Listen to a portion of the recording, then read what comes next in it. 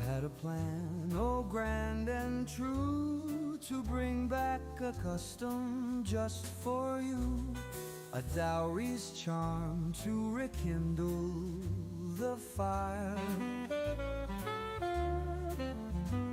In a world where romance might expire, he'd gather gold with wit and flair, pledging his heart beyond compare. For in the shimmer of that old dear gold lies a tale of love, both brave and bold.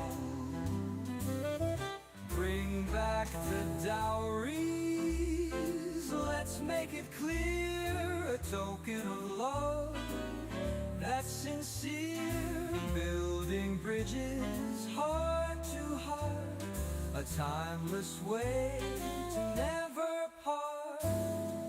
He spoke of tales from Hey everybody, welcome back to another wonderful Saturday evening here in the tavern. Today we're going to be having some fun, so we'll get to that. Let's let the folks come in first. Let's see who's in here already. Man, Mr. Pitt, I see your comment. I can't pull it up though because my software unfortunately is not letting me pull up that comment. Shout out to Mr. Pitt. Luke Nielsen, pleasure to see you as usual. Don DeMarco, I appreciate your continued support, man. Warms my heart to see your name there. Luke Nielsen, we got you, and Giovanni English. Giovanni English. Always a pleasure to see Giovanni. Michael Sane, we got Michael Sane in the house again. Dropping the silver pill knowledge when need be.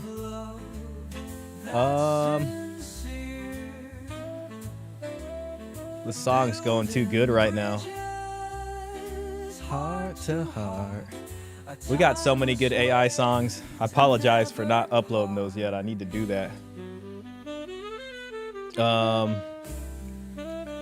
My God. Oh, we got a super chat from Giovanni just showing some love, Shah, man. I appreciate that. I appreciate that support, man. It means a lot. Stax. Hey, Stax is here. Oh, sweet. Just in time. Shout out to you, Stax. Good to see you, man. And good to see you too, Luke. What up, Don the D? I actually spent 2 weeks trying to fix the book, trying to make it more readable. What's going on? Peace, Shah.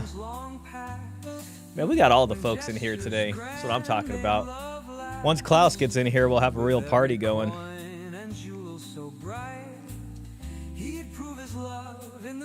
Man, the song is so smooth. My silver pill knowledge pales in comparison to the Shah and Dowry. Oh, man, well, I appreciate that, man. That's high praise, especially coming from you. So I appreciate that, Michael. Thank you. You are a very learned gentleman. Yeah, the boys building your album, quite literally, man. I gotta give you guys some shine and I just gotta put it in Adobe Premiere and just put the picture on it and upload it. So I got no excuse at this point. I got no excuse. Let's see. Bring back the dowries, let's make it clear, a token of love that's sincere. Damn, there's two shoulda listened to Shahs. Shoulda listened to Dontavius. All right, and let's go ahead and do this one.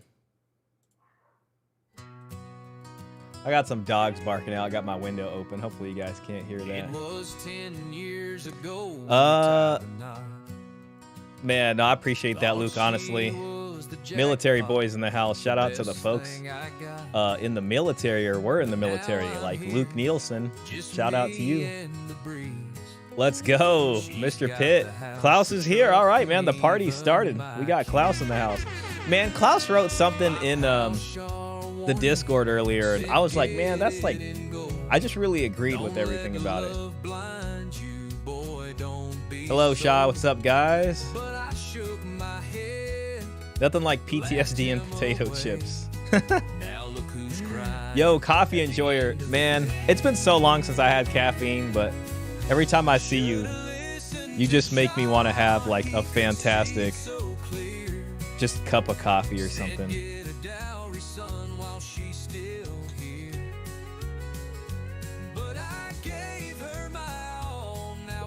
Man, some nice cold water.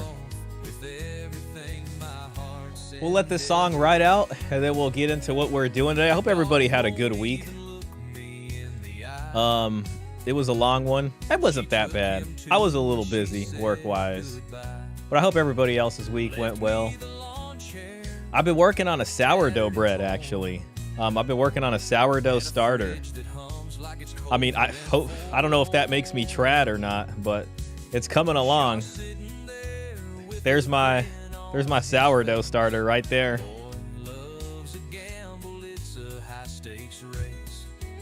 So, I don't know if that makes me a cosplayer, but that's what's going on.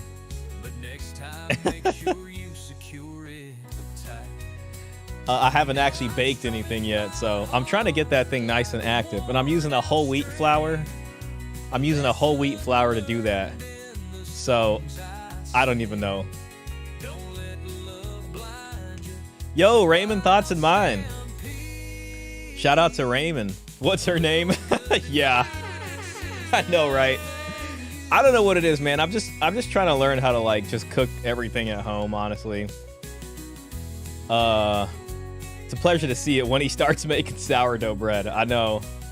I think I'm just at this point. I think I'm going full trad with my sourdough bread because that's all it takes nowadays. I mean, if you can make sourdough bread, then you automatically qualify as traditional. You know what I'm saying? Like that's the formula. If you can get some yeast alive in a jar with some flour, then you're traditional, man. Like what else is there to it? Shah getting skinnier. I am, man. I did have kind of a little bit of a night last night, but I've been pretty strict on the diet, man. I came close to getting some ice cream today, man, and I didn't do that. Instead, I had some steak. I had some ribeye and 4 eggs. And it was pretty legit. Man, shout out to the music, man. We got all the folks out here.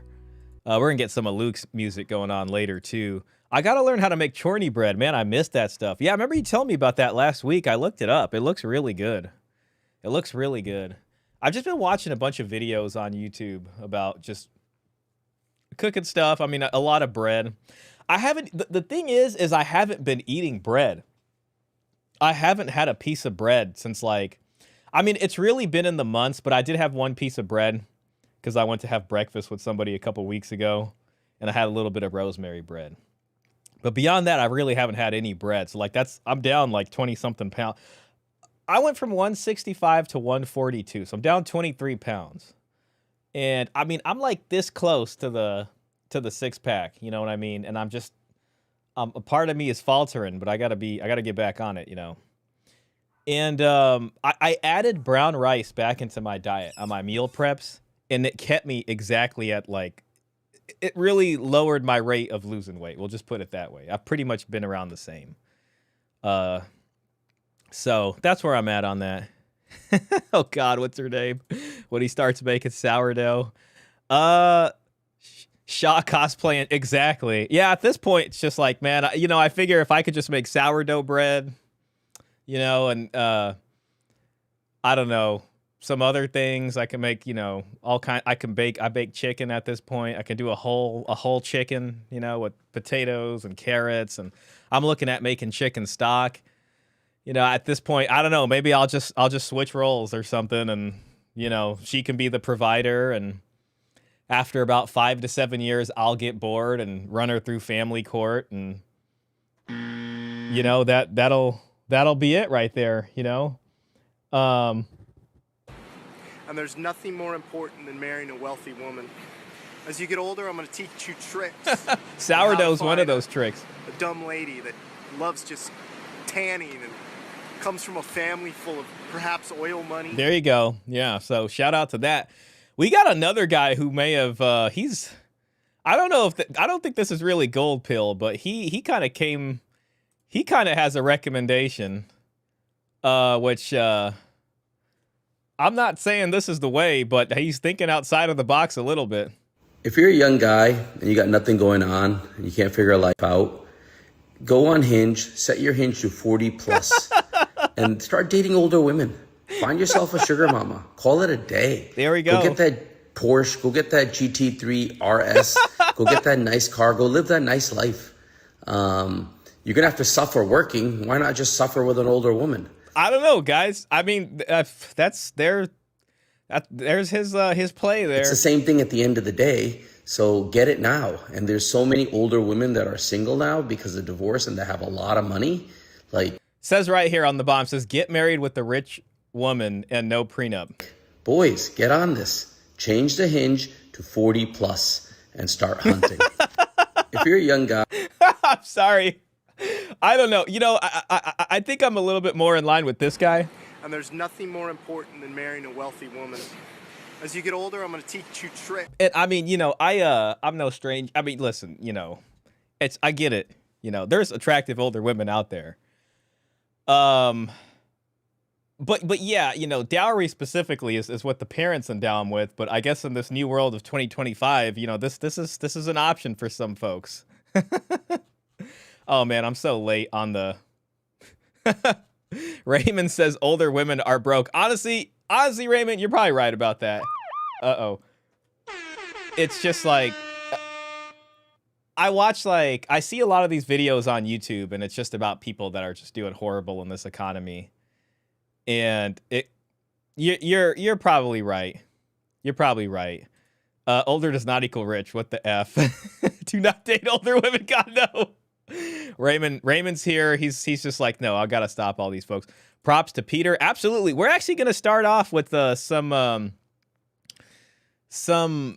dowry excerpts that were provided to me from Peter. And this is a book. This is a book called The Disappearance of the Dowry. And it specifically, this was found by Peter, but it specifically discusses South America, especially Brazil. And it discusses how the dowry system got phased out, basically.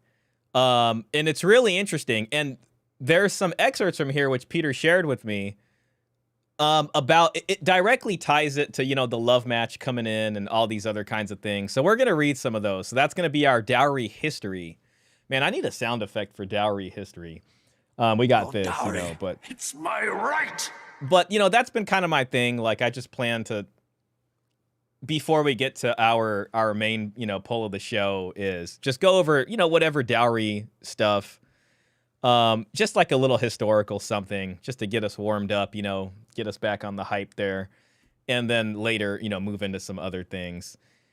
So yeah, we'll be going into there, and that is from Disappearance of the Dowry, Women, Families, and Social Change in Sao Paulo, Brazil, from 1600 to 1900. So we got that going on. Real quick, let me just catch up with the chat, and we'll get in there. Damn, I should try. Hey, shout out to Coffee Enjoyer for you know, being willing to give it a shot. You know, being willing to give it a shot. Raymond's not about it though. Men should only date women in their early birthing years.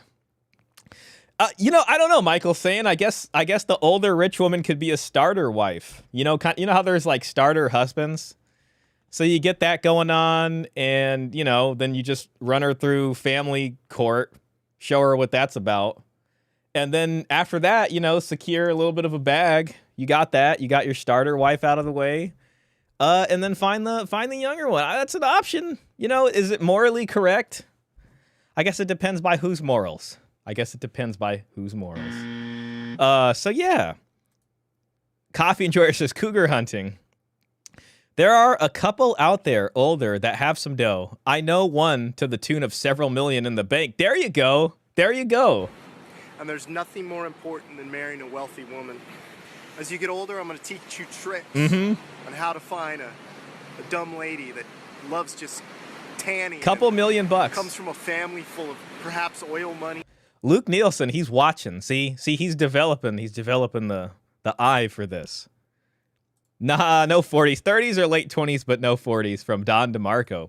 Peter Wright says, he's so right. A lot of older women cashed up big after divorce settlement. Men can walk into that setup. Yeah, it seems like they're stealing a dowry from a non-kin, which would be their first husband, and then they use that to go, you know, hunt after some younger guy or something. Women in their 40s already know how to make sourdough bread. Oh gosh. Older equals more time to rack up debt. Does Peter Wright speak on podcasts? Peter Wright says not to date. Not to date. Maybe someday. Maybe one of these days we'll get Peter on a podcast. That'd be pretty cool. But yeah, Peter is a very prolific writer.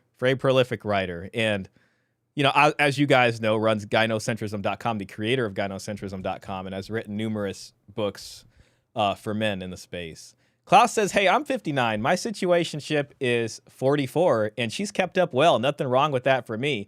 There are plenty of attractive older women. So,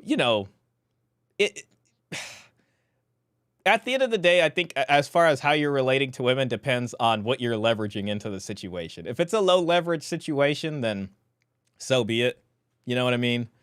That's how I look at it with relations with women as far as any age goes. And if you're going to be higher leveraged in, then how are they going to be equally leveraged in as well? So, yeah. Michael Sand says, actually, me too. Don't date, only marriage. Yeah, Klaus has access to a nice car. His woman got some cash. Yeah, she's like an executive or something. I kind of remember him mentioning something early on when this was going on. Shout out to Klaus, man. I like to imagine Klaus on the Autobahn driving a Porsche, just like that guy told us in the IG. Get that Porsche GT3 RS, Yeah, it just wouldn't work for me. I'm 42, but look way younger. Early 20s, late 20s, early 30s is a better fit. 59 versus 44 sounds good too, though, later on. Man, I remember, I went to a wedding once, and I was still working at child support, but I was like early on over there, and I saw my buddy. So I was still in my mid-20s, you know what I mean? And I remember I was taking photos at this wedding, but it was like a family friend, and I saw this other guy that I grew up with, and well, he's a little older than me. He's family of many brothers. And he was 36, and he brought this date to the wedding, and she was 18. And I was just like, damn. He was literally twice her age, and she was bad. We're going to be talking about Brazil here in a second, but she was Brazilian. She was one attractive woman. And I don't know, man. I remember seeing that. I'm like, I'm 26, 27 at the time, and I'm like, that's an option. I was like, good for that guy. Good for him, man. Shout out to him. And the reason I remember that is because of your comment, Don DeMarco, because he's like that too. I know this guy, and I've seen him in his 40s still dating early 20s, and he can pass for much younger. I think that's what it is. And I mean, but women like older guys too. We're going to get into some of that later on today when we figure out, what these women have been reading in their young adult novels. I didn't know this, because I just hadn't really been paying it. I knew romance novels were a thing, but I didn't realize that romance novels have basically become smut novels on par with basically the Hub. Women have their version of the Hub, and it's just in written form, and we're going to find out about that. A Male Space has done a little research into this, and he shared some choice titles with me, of which I've read some reviews, and I was like, whoa. Okay, so, ladies, you are about to be put on blast today. So, maybe best to just pretend like you're not here. But we figured out what y'all got going on in your mind, and my God. So yeah, we'll get to that later. Giovanni says, I'm looking forward to that excerpt. I visited Brazil once and didn't like it. Interesting. Man, that's really cool that you visited. I never visited Brazil, but I did go on a few dates with the Brazilian woman. She was cool. Coffee Enjoyer says, there are some hot older women, but it's not typical. Yeah, that's true. I'm not down with the sickness. No Suki for me. I value my peace much higher. Man, I swear to God, when I see that, bro, I respect that. I really do. Actually, that reminds me of another Instagram thing that I was thinking about reacting to. Let me see. Where'd that guy at? This guy right here. Let's see what he's got to say. The hell? It ain't playing. What? I'm under what? Oh, now it's playing? You have successfully evaded your first divorce. All right, here we go. All right, this guy says, if you're 30 and still unmarried in this generation, you have successfully evaded your first divorce statistically. So let's see what he's got to say. Unmarried in this generation, you have successfully evaded your first divorce. Congrats. Right? You're not behind. You're undefeated. Right? While everyone else was writing vows they apparently didn't really mean, you were out here dodging red flags and going on very long vacations. All right? And they thought they found the love of their life at 24. And now they're posting inspirational quotes about healing and choosing peace at 29. Meanwhile, I'm just here. No joint custody, no awkward brunches with mutual friends, no dog I have to share. Just lots of time on my hands to do whatever I want, a healthy skin, and a Netflix password that's still mine. All right, every married couple my age uses me as their single friend to vent to. They tell me about their problems, their depression, their anxiety, basically doing nothing to convince me that marriage sounds like a good idea, but then they'll immediately end the conversation by asking me if I met anyone yet and when I'm going to get married. This cognitive dissonance needs to be studied. It's very strange. We don't do this with anything else in life. If you visit somebody in prison and they tell you the whole time how miserable they are, they usually don't end the visit by asking, hey, so when are you going to get in here? You really got to get in here. What are you waiting for? You're missing out. So I don't know. They call it fear of commitment. I call it patience with a purpose. All right. If you're in your 30s, single, and still haven't lost half of your furniture yet, you're winning. If you're 30. So, I don't know. I just saw that, and I bookmarked it. I was like, there's something about this. It's a little bit of pandering. Maybe not so much pandering, but, I don't hope for people to get divorced, if they got divorced, or if they got married early, shout out to them. I hope it works out.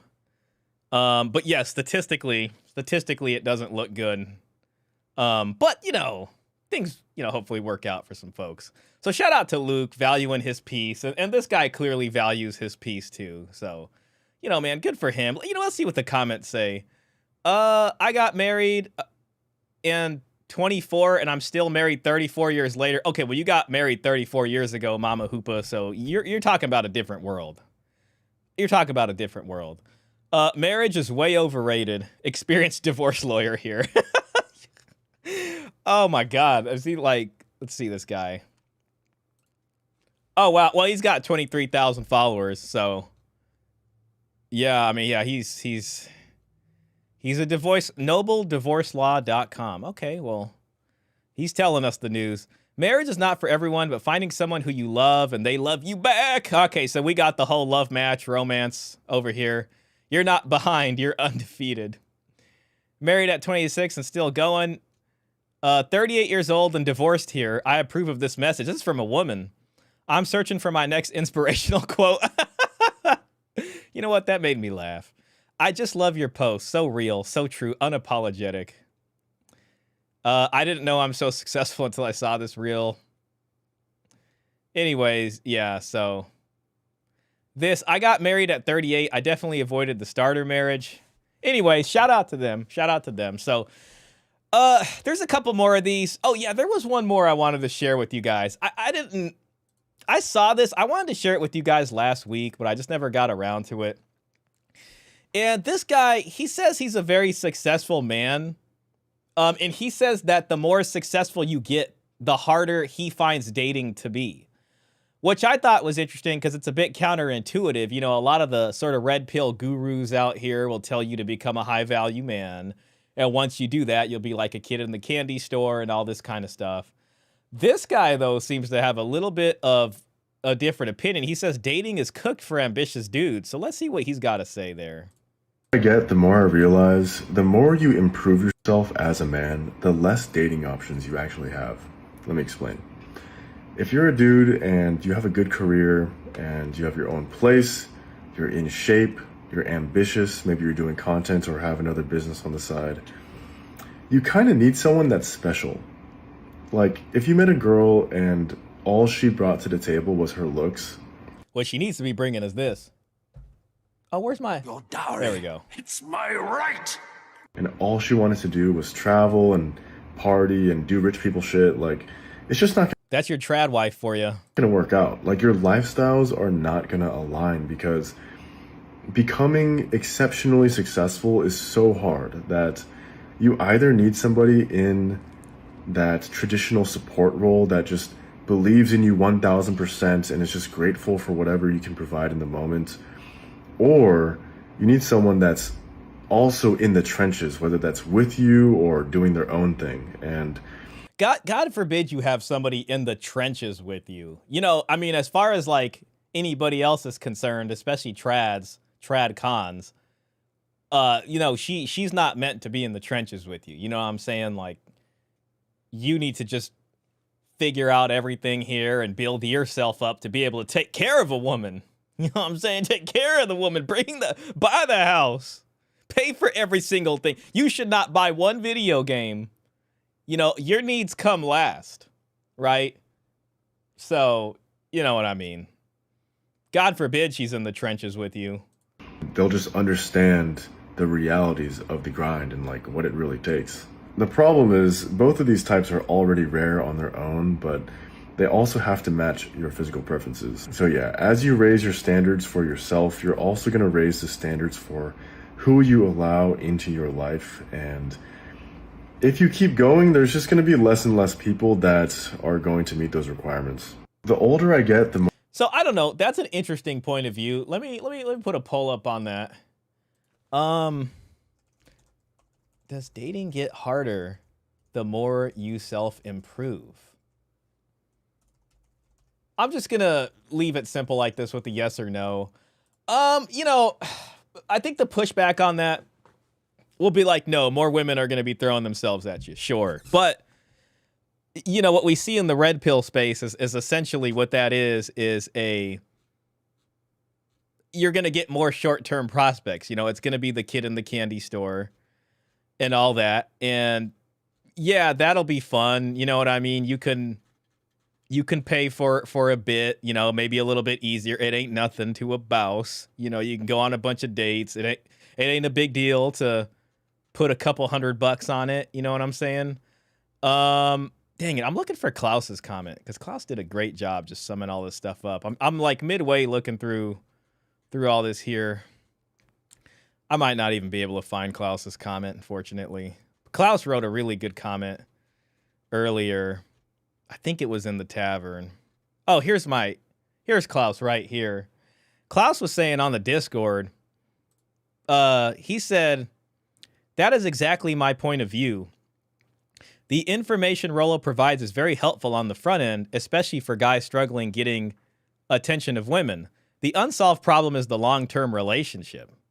What I've seen, his take is basically know how to handle the shit test, out-alpha everybody around you, make as much money possible, and hope that's enough. He did admit on several streams I've watched that he doesn't have a fail-proof recipe for a working marriage, which is a lot more honest than most of the PUA guys who make you believe they can teach you how to be the alpha of the alphas. But in the end, he hasn't anything better to offer for long-term than to get in the rat race and risk being a high-value target for resource extraction, which is exactly the blue pill hamster wheel you mentioned. My personal view, though, is I'm too lazy to spend that much time and energy just to battle with women for sex or even several of them spinning plates. If this is not a mutual thing, I'm totally willing to get out. When I read that, I was like, man, that is gold pill stuff right there. So shout out to you, man. The mutual part of that. I've realized I'm not willing to give up all my time and energy and even less my money. Kind of reminds me of Meat from Coach. Shout out to Coach. And I accept the consequences. I'm not going to have a long-term relationship. So I don't know. I read that and something about that was pretty cool.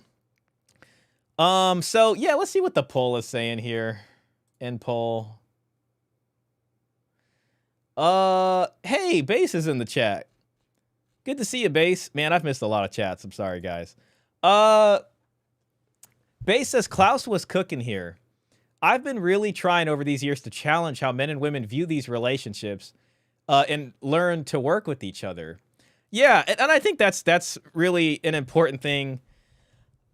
Is both parties putting something in or being mutually leveraged or mutually invested into a situation. And I often find that, you know, what they'll say in lieu of you putting in everything is, well, you know, the birthing the kids or this or the cooking and cleaning or these domestic chores, which they don't really hold up when you look at what trad men typically, I guess, have to do when they're not working. I mean, there's plenty of domestic labor that men do as well, but that's another conversation.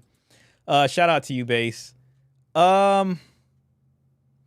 Everyone loves to act like you can't talk to women like they're human beings. They don't only respond to the stimuli of money. Very true. Because getting laid is a bit easier from Luke Nielsen here, and money will get you laid. Yeah, that's basically it, you know, but I think Klaus's view on that kind of summed it up well. It's the short term. And, you know, I have had a back and forth with Rolo on that before on Twitter. About how, you know, Red Pill, it was a very quick back and forth. I mean, I don't think, you know, he would deign to have too much of a conversation with me, but maybe someday. But yeah, so what's up? So yeah, the poll, 55% says no, 45% says yes. So that's interesting. So over half of you guys sounds like you don't agree. I do think what he's talking about a little bit is more so long-term prospects. Like I'm sure short-term for this guy or people that are, you know, higher up. And I think he said he has a pretty good job and stuff like that. And I can't remember exactly what he said, but it sounded pretty good. Short term, I think is probably not an issue. You know what I mean? But long term, when you start looking at those prospects, it looks like it's just a little bit, you know, it's obviously more of an issue. So it's just interesting. It's interesting. Let's see what the comments say. Dating is cooked for ambitious dudes. Okay, that's the guy. I understand exactly what you are saying. I work in equity. Man, that reminds me of that one finance guy who we were laughing about a couple weeks ago. The Bay Area, San Francisco guy. Well, maybe we'll bring him up again. I understand exactly what you are saying. I work in equity and make over $2 million a year after tax. For a while, I lived in a penthouse with every luxury you could imagine. Man, this better be... This, you know, I'm going to have to take this one with a grain of salt, but hey, maybe it's true. For a while, I lived in a penthouse with every luxury you could imagine. I never had trouble dating. I met plenty of beautiful women. See, that's your short-term prospects right there.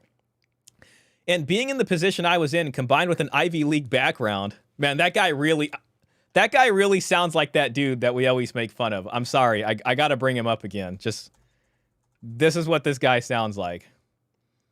Oh, God, what's his name? It's like Jay Hillbrandt or something. I really like him.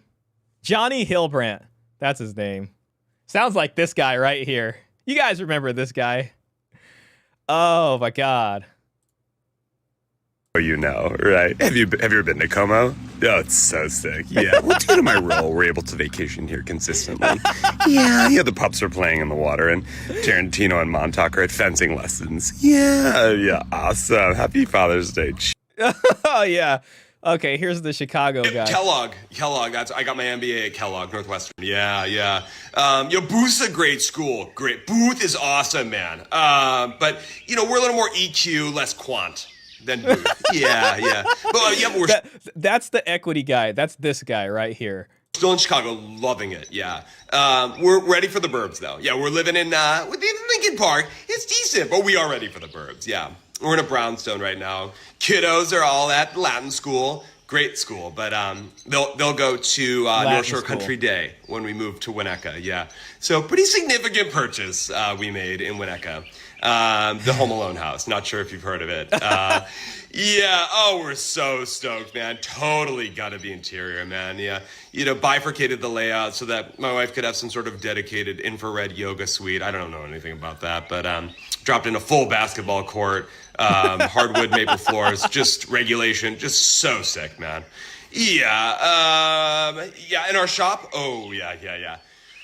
We're, without getting into the numbers, we're crushing it right now. We're in the process of rolling up pediatric dental clinics. So there's a lot of upside in that. Yeah. It's pretty, it's a beautiful play. Yeah. Emotionally sticky, cash pay upside.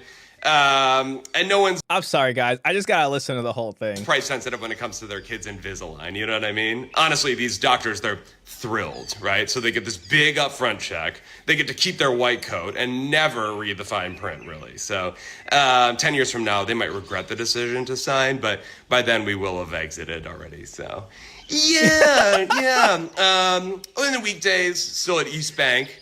Yeah, you know, it's the only gym where I feel like I can get in a good lift, close a deal, and steam with somebody at Citadel. So, yeah, it's awesome, man. I'm going to miss that when we move to the burbs. Totally, man.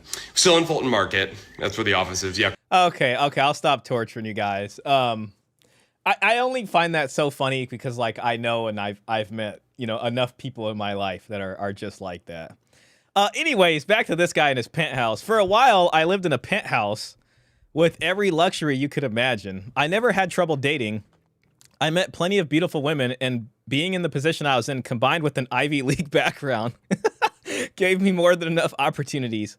Over the years, I studied human psychology and philosophy, so I learned how to really see through people. I was happy in many ways, but deep down, I wanted something different. I wanted a family. So see now that there's your long term, right? That's your long term. Dowry, it's my right. I wanted a family, a simple and loving wife. Okay, so he wanted sourdough, a few kids, and a life with real quality. When I turned 29, I downsized everything. Instead of expensive suits, I started wearing whatever I found at Walmart. Oh my God. Okay, so I don't know. This sounds like an AI thing, but so he downsized everything. I started wearing stuff from Walmart. I sold my Porsche, bought a Toyota family van, and moved to a neighborhood 90 miles. And I started going to church. Okay, so he became sourdough. I met a beautiful young woman. She was 22, very religious, and loved gardening. Today, I'm 39, and we have 5 sons and 1 daughter. This guy sounds like he's... Let's see if he's talking the truth. Let's go to his profile. Of course the profile is this. I got duped, guys. I'm sorry. It was just fantasy jargon. I wasted everybody's time. I'm so sorry. Let's just get past that. Once you become successful in life, you want someone who brings peace to your life. Life is chaotic enough to hustle and hard. I have attempted dating both, and the supportive one is way better. It's a sweet girl that made my expectation of traditional roles completely clear. I took her on a trip last week and had breakfast. Okay, so he's living his trad life. The same applies to women. More and more women are educated, have their lives together, and are buying properties on their own. Your dowry, it's my right. At higher rates than their male counterparts in their age group. Women don't want a man who falls behind, yet most do. That is why they often prefer to stay single. Okay, so yeah, they're not willing to date down. Dating isn't for ambitious people. I had learned this the hard way. There comes a time where you have to give 100% to your goals, and then when relationships go downside, but there's ways to succeed if you have the right partner. If you make yourself a top 10% man, then you would want your woman to a top 10% woman, or at least appreciate and support your ambitions.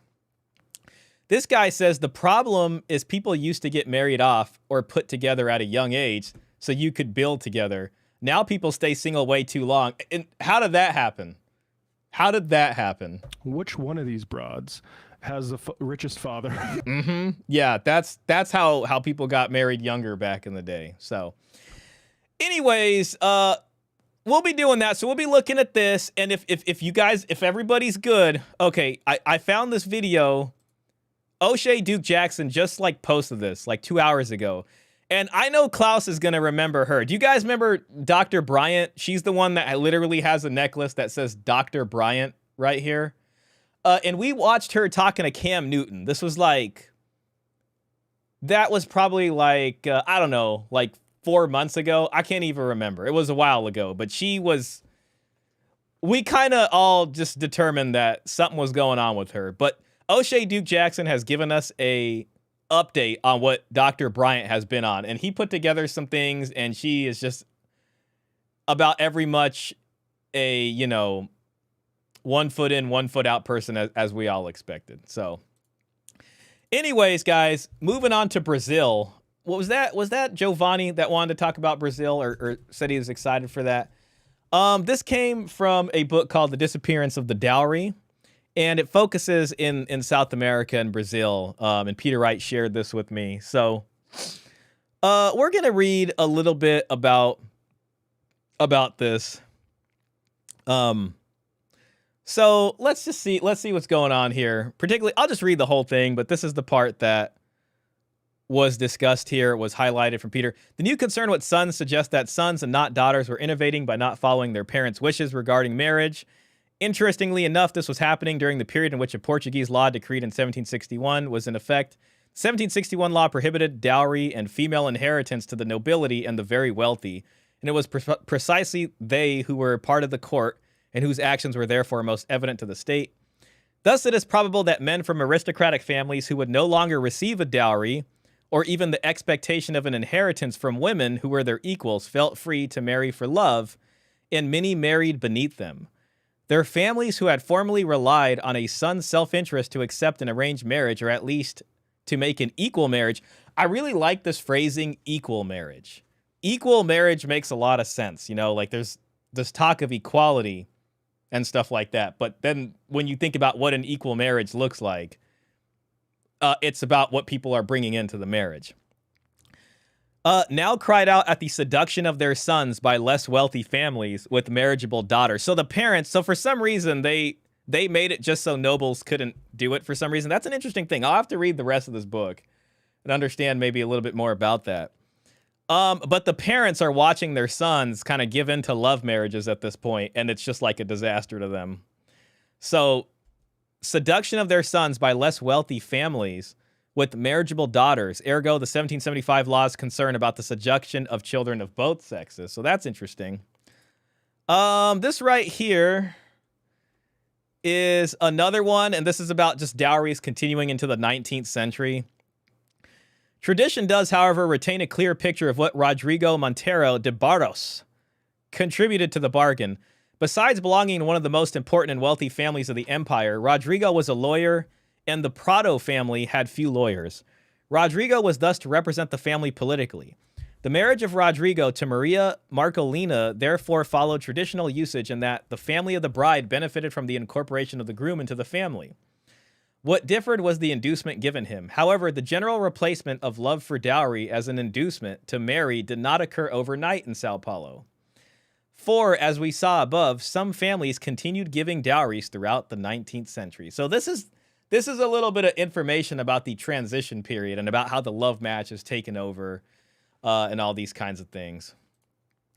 This is unequal marriages. More people of all classes now married, but these more numerous marriages based on love and mostly supported by the husband's work were more unequal between spouses than were those fewer marriages made in colonial times in which both partners contributed to the support of the family. So this is just really interesting. I mean, I think you could see a similar thing in the U.S. In colonial times, it's dowries, dowries, dowries from top to bottom.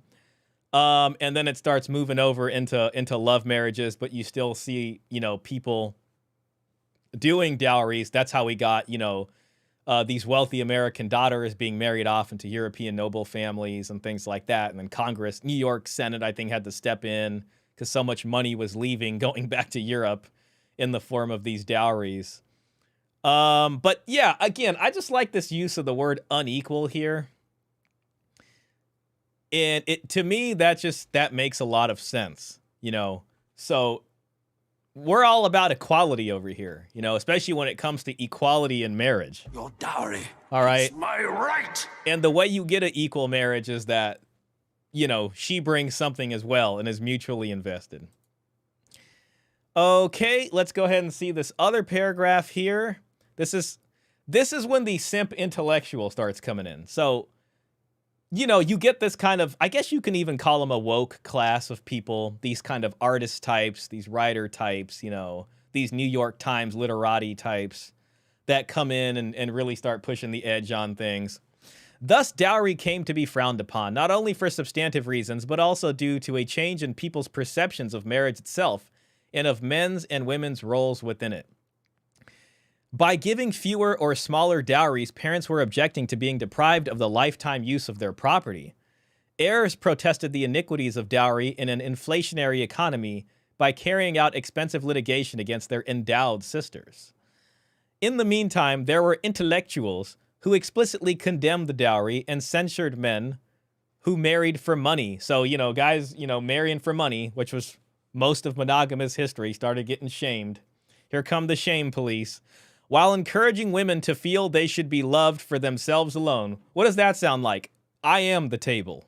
right? That's I am the table, okay? So we're seeing I am the table getting born here. And we've seen that in several places so far. Romantic novels spread the message of marriage for love while stressing a bourgeois work ethic for men. So this is the romantic novel. And, you know, we're going to be talking a little bit about romance novels today and what they've evolved into in this new culture of ours, which is essentially just smut to the craziest degree. I mean, we're going to be seeing all kinds of things, even things that aren't even human. It's going to be interesting. But yeah, so this is the romantic novel. As men and women absorb the message, right? So this is the propaganda. The stage was set for the disappearance of the dowry. So just a little bit more from the sources there, you know, for you guys to just enjoy. We got to have some sort of dowry history before we do this. You know what I mean? But, you know, we've talked about the romantic novel and the culture changing and all this kind of stuff. But yes, that's how equal marriages, I really like that phrase, equal marriages became unequal marriages. This is how the man became the servant, okay? Because he decided to take an unequal bargain. And at the same time, women are becoming the table, okay? If anybody wants to get an AI image of a woman as a table, that would probably be interesting and relevant for this. But anyways, women are evolving into tables, pretty much. And the romantic novel and these other changes are you know, happening there. So real quick, I'm just going to catch up with chat here. I know I missed a lot of stuff. And then we'll go ahead and get into this, and we'll see what these ladies have been reading and filling their minds with. So, yo, oikophobic misanthrope. Shout out to you. Thanks for being here. W. Klaus, GGG, absolutely. Rolo's ego doesn't have enough room for many other people outside of himself. This freaking guy. Oh, yeah, Johnny Hillbrandt. I think that's who you're talking about. Well, Rolo's thing to get guys successful in dating, he has no business with MGTOW guys.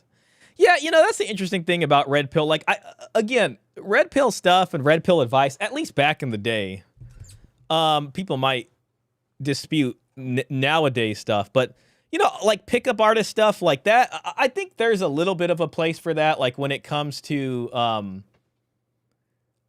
short-term prospects, you know, getting a girlfriend or something. Like a lot of the front end stuff, you know.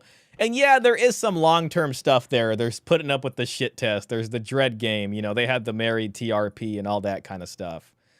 So, you know, if you want to do that and hold masculine frame your whole life and do, you know, all these kinds of backflips and be the alpha simp, that's fine. You know what I mean? But for the most part, I look at Red Pill as helping guys increase short-term prospects and not really focused on any long-term higher leverage dealings with women. So, you know, it definitely is important and has its merits. That's at least PUA Red Pill. You know, then there's Red Pill, Paul Elam, men's rights style Red Pill, and extricating yourself and recognizing and moving away from gynocentrism, which pervades, you could say, short-term and long-term engagements, and the culture overall. So to put that distinction there, there's your hook to the romantic novels. Yep, written right there too. And, you know, that is in several places. We do see that coming up again, but I want to share that because it's just this direct link of how romance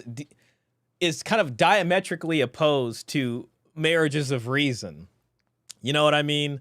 And how families used to go about this traditionally. I'm not talking about sourdough traditionalism, but actual, you know, traditionalism from what we're seeing in these sources here. And that's why it's so important. And it looks like what happens with this is that romance novels aren't even freaking romance novels anymore. Now it's just like smut novels. But, you know, of course that was going to happen. You know, you move away from that, then it's all about how do we incorporate the love marriage and make love okay. And then once you do that, people keep pushing the boundaries. And now, you know, it's about twerking on a corner on a sidewalk or, you know, just having all these kinds of fantasies in novels. And, you know, there's people go in there and they read them. And You know, I guess the thing about this conversation, why I found it interesting, is you always hear about men's trouble with the nudie videos. You know what I mean? Like on the hub with X-rated content, and about men's struggles with that. You know, you got things like the NoFap community and to try to help guys get away from that. You got plenty of people shaming men for doing that. And all that kind of stuff. And what they'll say is that men have unrealistic expectations of women because of consuming this kind of content. And listen, I agree that the content is not good. I'm not going to shame anybody for doing it. Whatever, you know, each person choose on their own. But yes, it's artificial in ways. And on the other end of the equation, women have their own version of like warping their minds. Basically, you know what I mean? Like there is this kind of stuff. Like, let me just pull up some of the stuff that a male space was finding. Like this is what women are reading out here.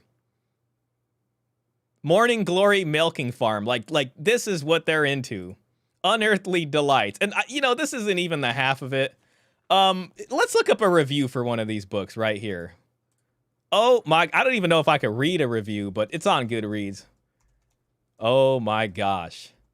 Oh my gosh. Oh my gosh. You know, it's not even a review. It's just going to be a synopsis. Like look at this book. This book has a it has 59,041 ratings and 11,000. Like this is a pretty, like this book did well is all I'm trying to say. You know what I'm saying? And like, I don't know. Like, I've never even thought about this stuff, to be honest. Not really. Like, when I thought of romance novel, I really just thought of like, I guess cookie cutter romance, like chivalric tales. I was not thinking about this. Like, Ice Planet Barbarians, A Soul to Keep. I don't know. You know, and then like here, oh God. Where's the... There was a synopsis on this book. That's all I'm trying to find. Where's that synopsis? Oh, here it is. Here's the synopsis. All right, guys. All right. I'm going to try my best to keep this PG. So, you know, if you got children around you, I'm going to try my best to keep it PG. But, you know, you might want to put your hands around their ears or, I don't know, you know, take precautions. Take precautions. All right, Violet is a typical down-on-her-luck millennial. Oh, God. See, this is what millennials are writing, by the way. We're all going to have to take an L for this. Mid-20s. Uh-oh. I lost it. Mid-20s, overeducated and drowning in debt. On the verge of moving into her parents' basement when a lifeline appears in the form of a very unconventional job in neighboring Cambric Creek. She has no choice but to grab at it with both hands. Morning Glory. The title is so weird. Morning Glory Milking Farm offers full-time hours, full benefits, and generous pay with no experience needed. There's only one catch. The clientele is grade A certified prime beef with the manly, meaty endowments to match. Milking minotaurs isn't something Violet ever considered as a career option, but she's determined to turn the opportunity into a reversal of fortune. All right, so we're looking at a dowerless woman. And oh my gosh. When a stern, deep-voiced client begins to specially request her for his milking session. Oh my God. I'm sorry, guys. I was trying to hit this one. All right, so we got milking going on. Maintaining her professionalism and keeping him out of her dreams is easier said than done. Violet is resolved to make a dent in her student loans. Oh my God, and she's got student loans. And afford name brand orange juice and a one-sided crush on an out-of-her-league minotaur is not part of her plan unless her feelings, like, I don't know what, like, there's just so much going on with this book, it's crazy. Like, this book has 59,000 like ratings and almost 12,000 written reviews. You know what I'm saying? Like, this honestly gives me a like opposite OnlyFans idea. And I mean, I'm not saying this is the right thing to do, but if you got the voice, some of you guys can probably go and buy books like this and record audio like record like audio versions of that and sell it to women. I don't know. Maybe that would be a thing. I don't know. That has not been tested yet. But clearly this is what they want. All right, this is news to me. This is news to me. My God. Anyways, I don't know. I guess we should finish the rest of this. Yeah, unless her feelings aren't so one-sided after all. Uh-oh. Morning Glory milking. So we went from 50 Shades of Grey to this, by the way. Like, there has been an evolution or a devolution, whatever you want to say there, into this. Morning Glory Milking Farm is a short human monster romance novel featuring a high-heat slow burn with a lot of heart and a guaranteed HEA.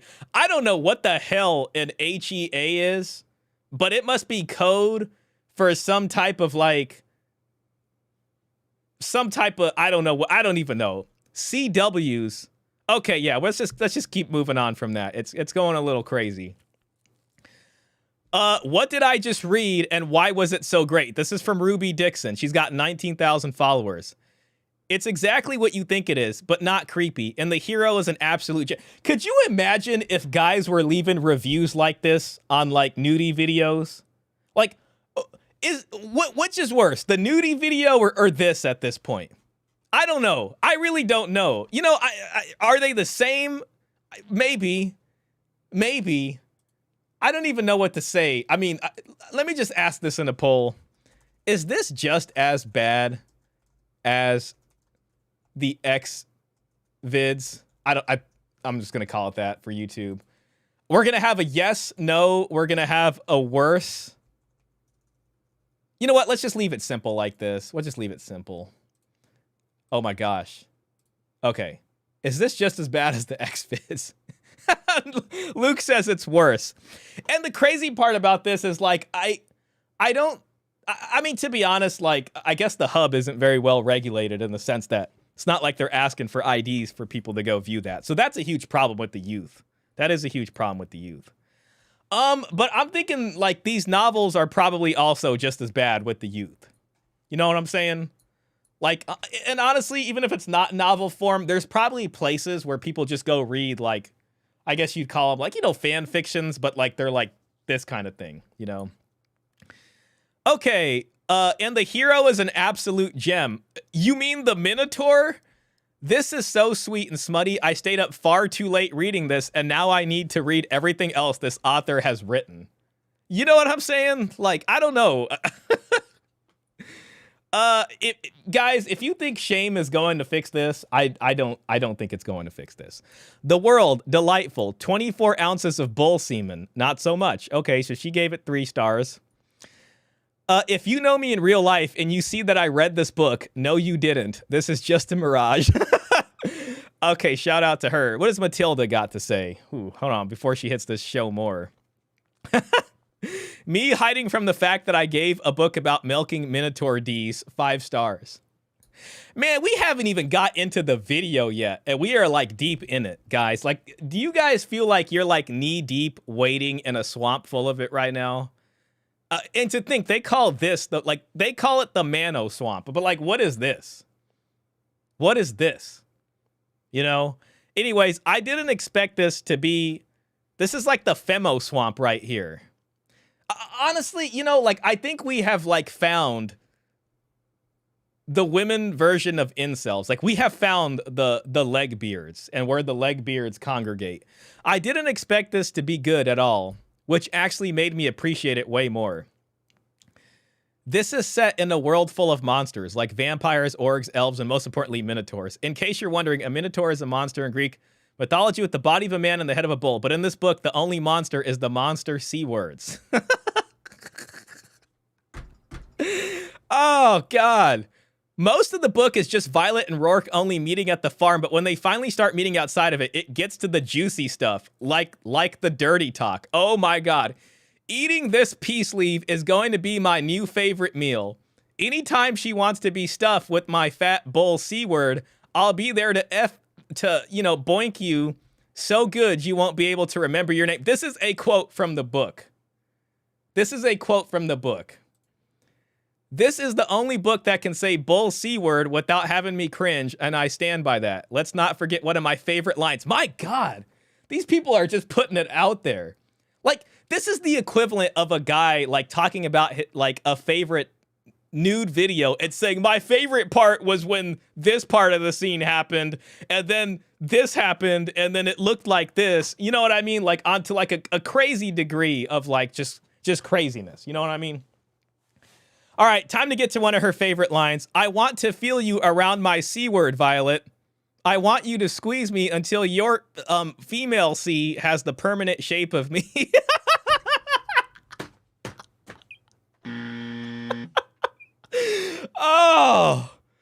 Oh my God. Because it's the only C word that's ever going to make you scream like this again. Oh my God.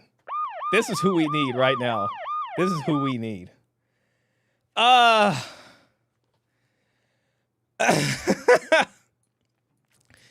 You know, some of us are going to get married someday, and you're going to go after a long day of work, and, you know, you had dinner and it's time to go to bed, and you're going to come out from, you know, I don't know, man, taking a shower or something and getting into your night clothes. And you're going to go and you're going to see your wife sitting in bed already ready for bed. She's going to have her glasses on and she's going to be reading something. And you're going to look at the cover of it, you know, and you're like, oh, okay, you know, whatever. She's just reading. And you're not going to know, but it's going to be something like this. It's going to be something like this.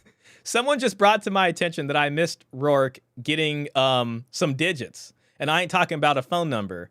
It was a juggling act, keeping her mouth around his thingy and milking his stuff with one.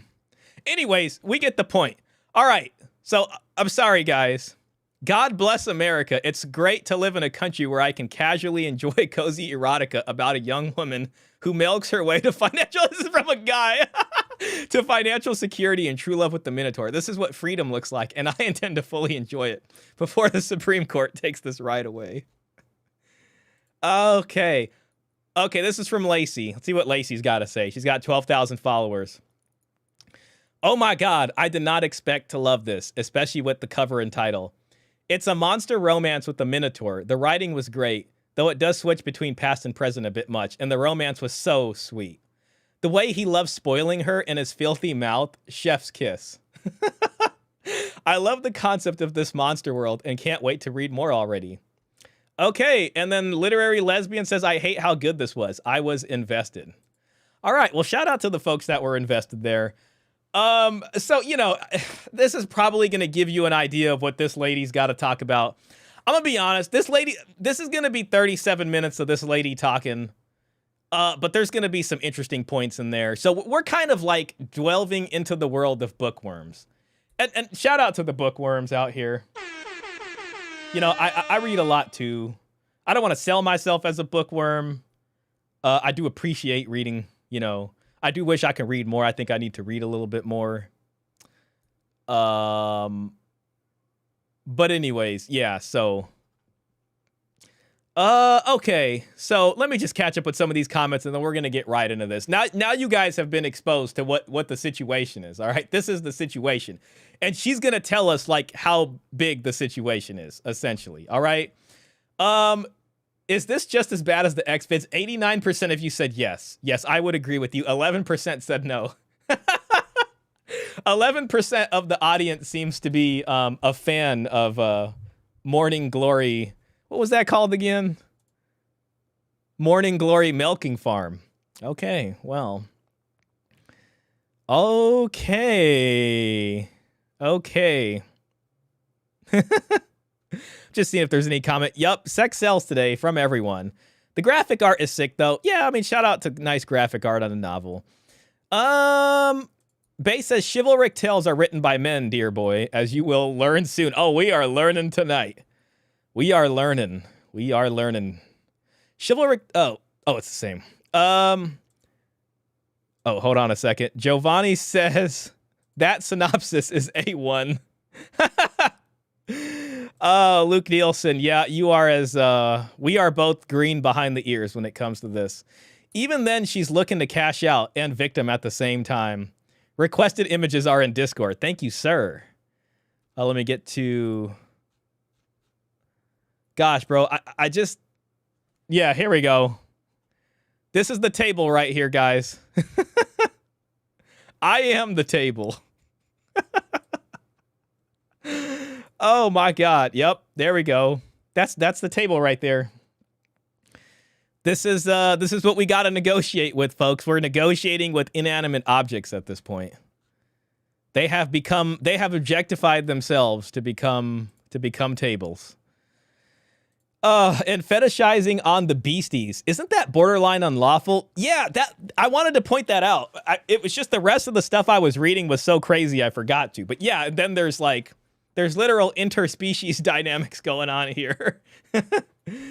Oh, God. All right. How much to get you to buy the book and read it to the chat? Oh, my God. You know, honestly, man, if we were going to do that, we'd have to fireside read it. Like, I'd have to sit in my chair right there, my nice chair. And we'd have to have, like, literally a reading stream. That would be hilarious, man. How much is the book? Probably pretty, I mean, a book that sells this well, it's probably like $40. $24.99 for the there's a $20 paperback. Yeah.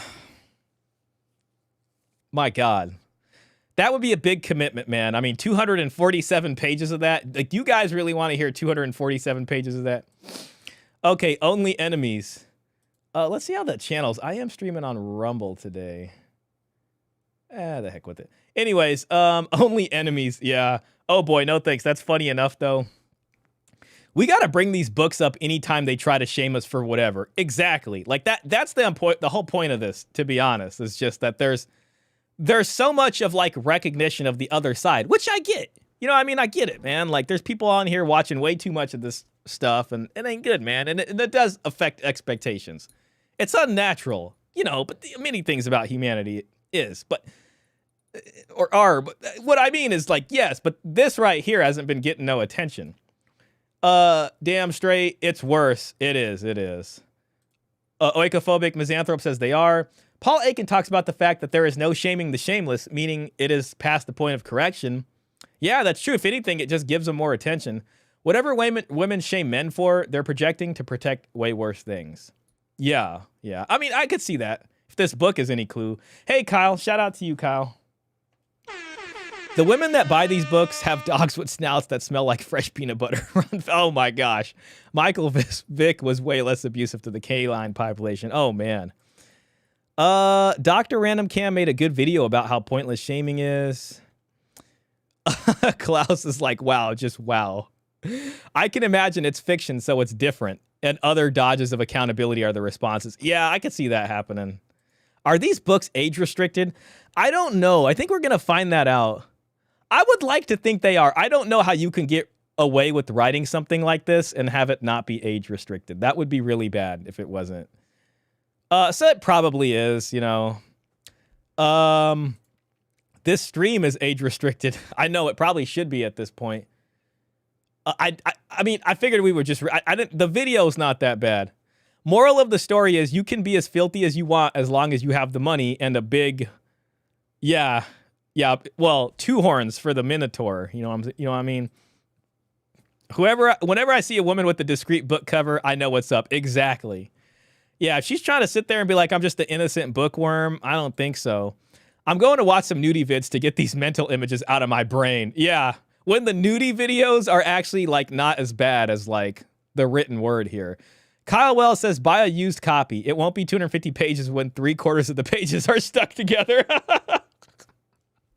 Oh my God. That reminded me of my sourdough bread for some reason. Anyways, okay, guys, we've looked at this. Let's go ahead and get into this. This one is called The Absolute Degeneracy of Modern Writing. And this is by The Second Story. So this got 36,000 likes. I mean, I liked it because I was like, dang, this was exposing me to a world that I didn't really know anything about. So I think she's a writer there, and she's kind of telling us what's going on here. So yeah, let's go ahead and just get into this. Not wildly explicit material is protected by the American First Amendment. There we When go. I started this channel, it was largely because I had been noticing a broad decline. Guys, if you need me to adjust the sound, just let me know when her glasses start to fog up. Yeah, we know what's up. Oh, this is Hillary Lane. She's a writer, and her channel is The Second Story. Shout out to Hillary Lane. Thank you, Hillary Lane, for putting us up on game. Storytelling in general. When I started this channel, it was largely because I had been noticing a broad decline in storytelling in general and literature in particular. A decline that began a lot longer ago than most people think. Now, I'll be honest. When I clicked on this, I saw that and I was like, I generally agree with. I didn't know what this was. I didn't know it was going to be about this. I really didn't. I just thought it was going to be about the quality of stories and about how like writing just seems to like not be that good. Like storytelling just doesn't seem to be that good. And I really feel that way about like a lot of Hollywood movies. I've just been disappointed so many times to where like I literally got a huge DVD collection behind me now because I've had to go back in time to like find things that are decent. So I thought it was going to be about that, but she like really went into something I wasn't expecting. So that's kind of where we're at. And my aim has always been to help, insofar as I am able, to remind writers of the true fundamentals of storytelling, and to hopefully elevate their craft into something that isn't beholden to current market trends, nor controlled by the fleeting tastes of book talk or bookstagram or whatever. However, I've been noticing that there are a lot more aspects that have been contributing to the decline of literature besides just a lack of understanding regarding the fundamentals. Today, I would like to focus on one of the most glaring issues plaguing modern publishing. Okay, smut. The 30 best erotic... Okay, romance books. May I please have your filthiest, smuttiest Rex? You know, what's interesting is, as I do remember her mentioning the subreddits, but I never looked at them. So, like, maybe after this, we can go on these subreddits and just see what the deal is. Because apparently a lot of these types congregate here. So, yeah, I mean, that's going to be a thing. Okay, guys. I'm heading to Cancun tomorrow for vacation with my husband, and I want to ready only the nastiest toe-curling, body blush-inducing smut. Preferably, see, you're going to be going on vacation, and you're going to be coming out the shower in the hotel room. Y'all had a long day. You're ready to go to sleep. And your wife is going to be sitting there reading a book, looking all innocent. And this is what she's going to be reading. And you're not even going to be able to see the cover of the book because you're just going to be looking at an iPad. Like, she's going to have her iPad mini, you know what I'm saying? And it's just going to be just like this. Okay, she's just going to be sitting there. She's just going to be looking there with her glasses and, you know, you won't know. All you're going to see is words on a screen. You're not going to know what's going on. You're just going to be like, oh, that's cool. She's reading, you know. And, yeah, that's what it's going to be. That's what it's going to be, folks. So, shout out to the iPad mini over there. Preferably peppered through the book and not just 2 scenes after the 3/4 mark. So, oh my gosh, okay. I generally read HR. I don't even know what HR is, but I can handle contemporary if the prose is sophisticated. Fantasy is fine, not huge into shifters, monsters, aliens, polyamory, pregnancy, all fine. Any gender pairing is fine. I have KU, I don't know. Anyways.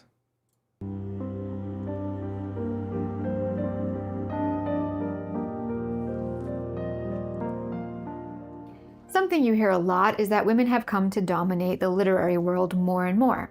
We'll look closer at those numbers later, but for now I think we can all agree that female writers have achieved fame and success comparable to a lot of their male predecessors and contemporaries. Thank goodness I no longer have a wife. I was already pissed at her always reading Dean Koontz books, especially when she was needing to do other things.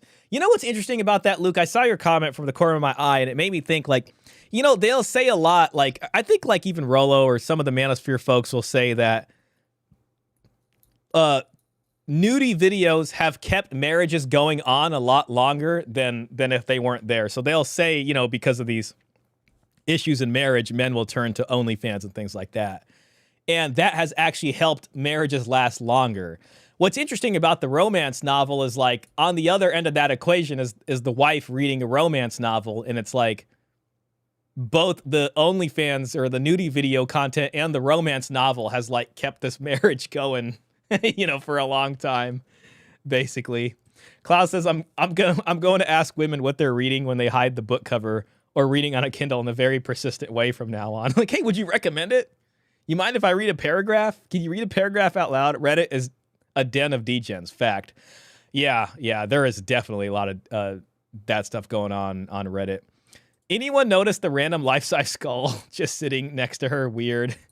Yeah, I noticed that. Hey, Halloween's coming up, so it'll make some more sense then. Sounds like she may have been a real Dean. Oh my gosh. All right, let's move in. But the female writing, which is most often presented as proof of this, is things like this. Okay, I want to go back because she's saying how there's plenty of female writers now. A lot is that women have come to dominate the literary world more and more. Women have come to dominate the literary world more and more. We'll look closer at those numbers later, but for now I think we can all agree that female writers have achieved fame and success comparable to a lot of their male predecessors and contemporaries. But the female writing, which is most often presented as proof of this, is things like this. The most brutally addictive fantasy I've read in a decade. New York Times best-selling. Fly or Die, Fourth Wing. Despite the fact that there have always existed things like this. I'm personally of the opinion that the literary world is so rife with corruption and ideologies that any observation along these lines is meaningless. Generally, across the board, it isn't really men or women who dominate the literary world, it's ideologies and popular trends in social politics, whatever those might be at a given time. Historically, a lot, not all, but a lot of the most widely celebrated female writers, especially within the 20th and 21st centuries, have been at the bleeding edge of social and political progressivism. To my mind, this makes it less about being a woman and more about being an acolyte of a particular ideology. Like I said though, not always, just most of the time. I think we've all noticed stuff like that. I mean, we're not sitting here reading these romance novels, but we are watching Hollywood films and things like that. At least, I used to be. It's a lot tougher now. And for the most part, it seems like, that's what was being pushed or sort of taken up most of the slots, so to speak. Nevertheless, it is somewhat true that right now women somewhat dominate the publishing industry.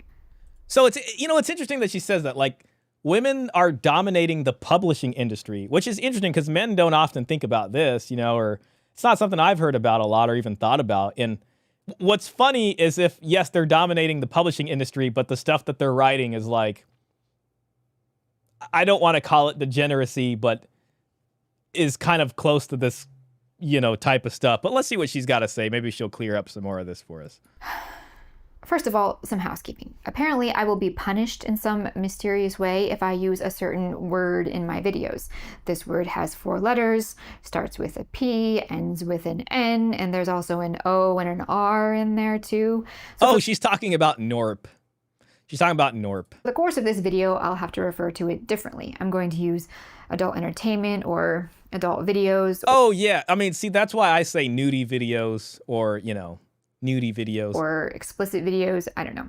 None of these words quite have the same meaning, but you and I both know what we're talking about here, so let's just make do. All right, to start with, let's just push aside any conversation about taste.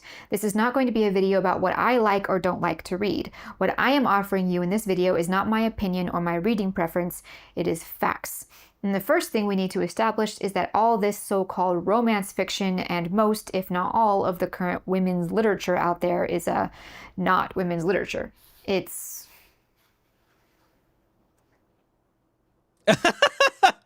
So most of women's literature out there is not women's literature. It's some kind of the equivalent of the nudie vids, but for books. They're nudie books. There you go.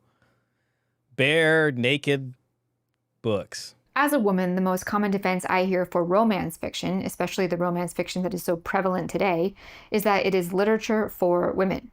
Whenever anyone tries to express some concern about these genres or the nature of their content, that person is immediately condemned for being anti-woman or...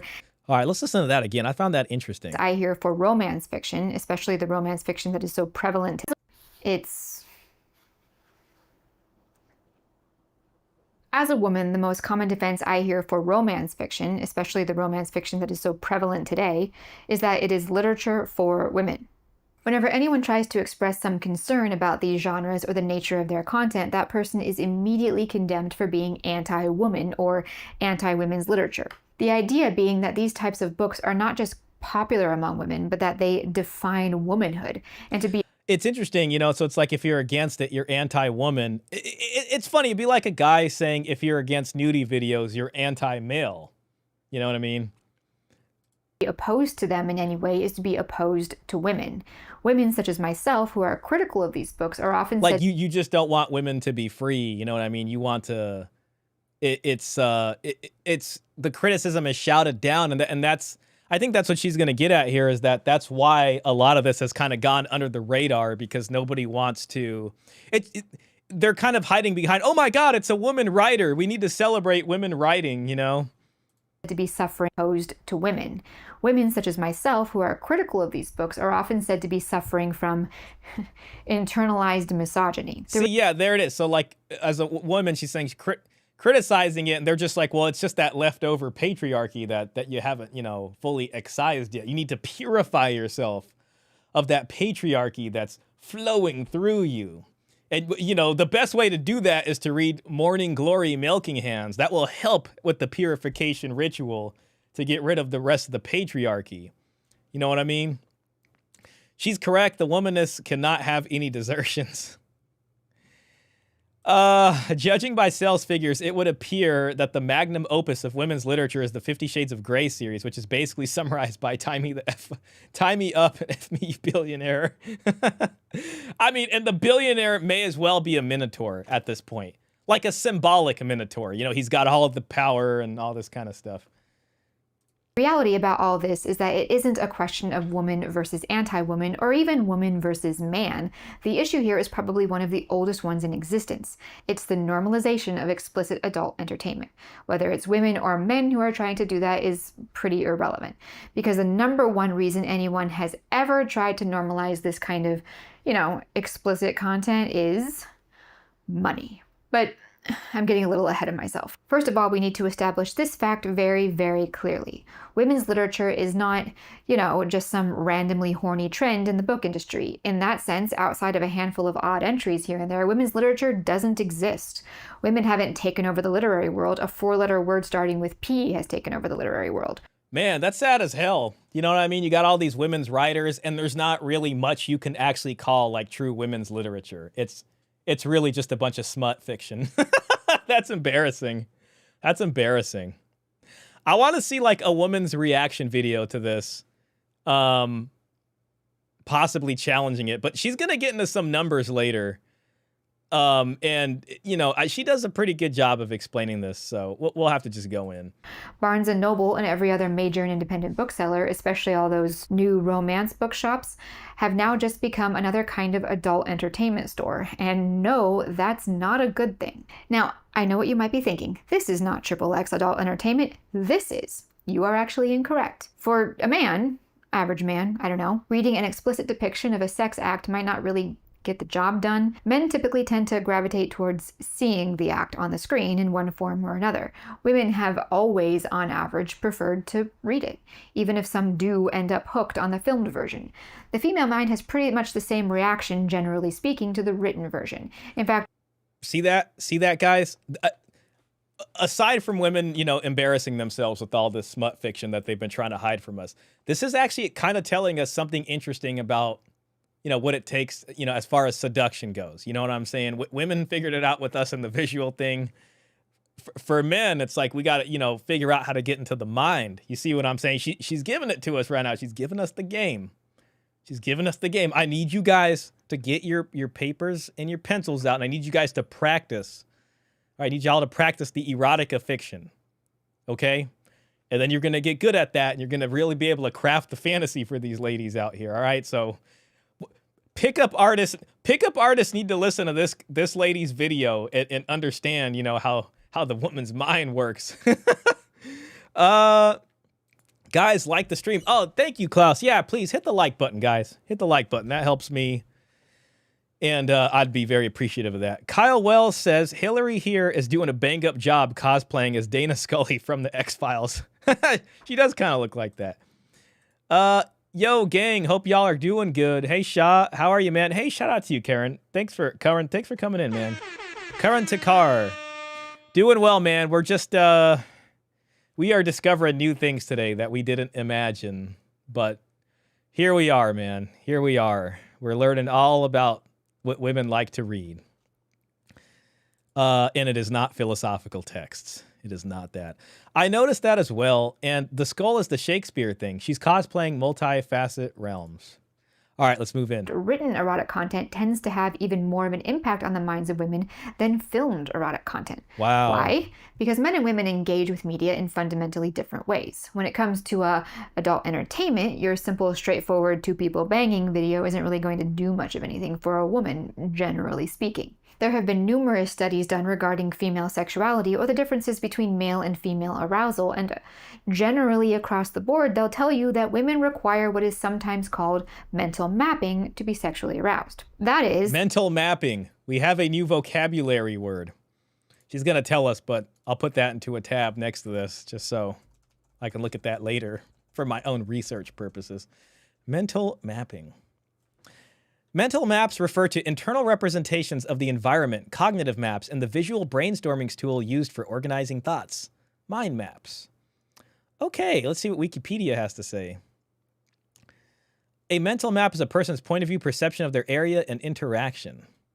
In psychology, the term names the information maintained in the mind of an organism by means of which it may plan activities, select routes over previously traveled territories.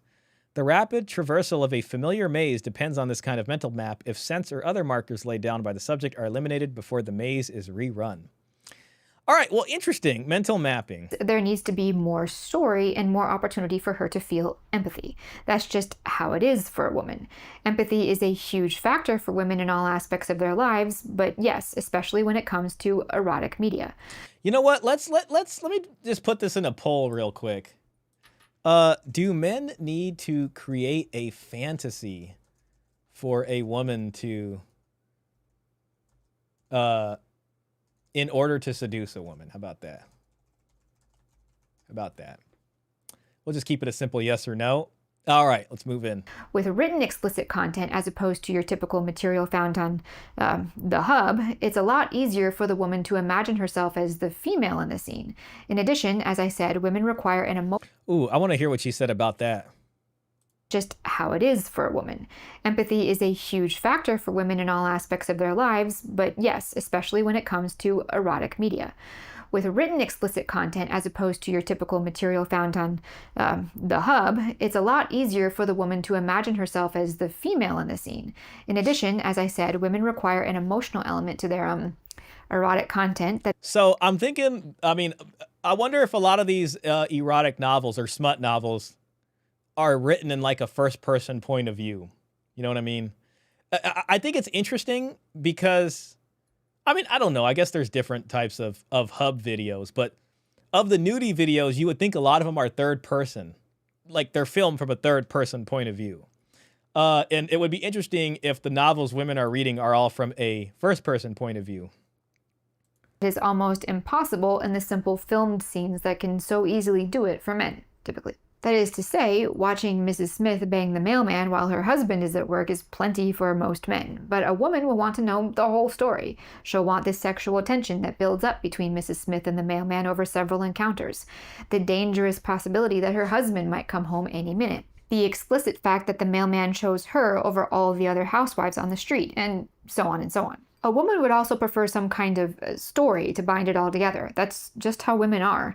If you put explicit sex scenes into a novel-length story, it's going to hit a woman's mind in much the same way the top video on the hub hits a guy. As I said, that's just how women are. A lot of men might hear this and be a little dubious, and in fact, I've found that a lot of men, while they might raise their eyebrows a little at just how explicit women's books have become in recent years, they won't really go as far as to categorize them the same way as, you know, the kind of thing you'd find on the hub.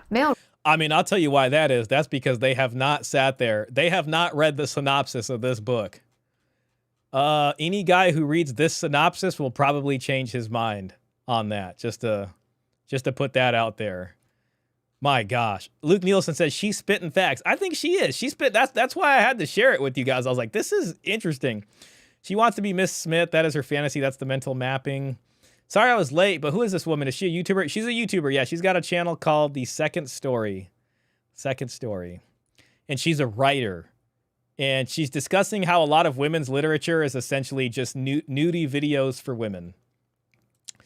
The mental map theory checks out. This is why fame status trumps just about everything with regard to attraction. That's an interesting thing to point out there, Mr. Pitt. And it's basically enabling them to create a story in their minds a hell of a lot easier than what you'd otherwise have to do to get them emotionally invested. So this idea of a narrative or a story being creative is really important. Yo, Geo Watcher, shout out to you, Geo Watcher. Thanks for being here. What's up, everyone? Late to class. Did she happen to mention what percentage of women are reading these books? I wonder if this is common for both lib and tradcon women.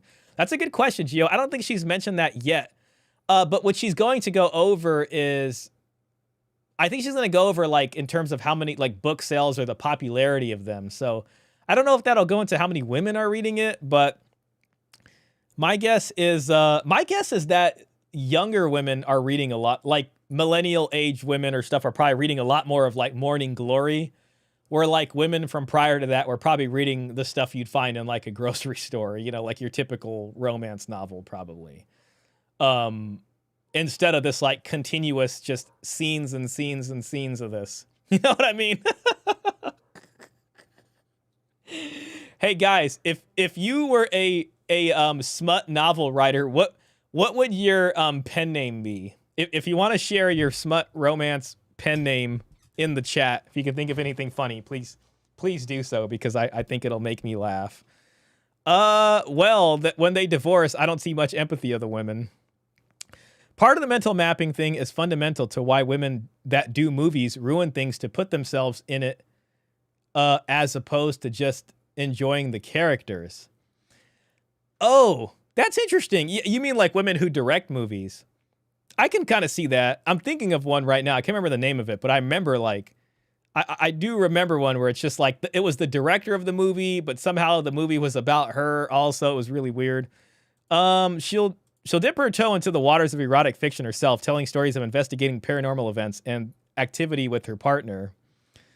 Anyways, plot twist, the skull on the table belongs to Hillary's ex-husband. It's not just creating the story. The mental mapping part is them putting themselves into the protagonist or some other character in the story. That's a great point right there. Thank you for that, Luke. I think that's pretty astute.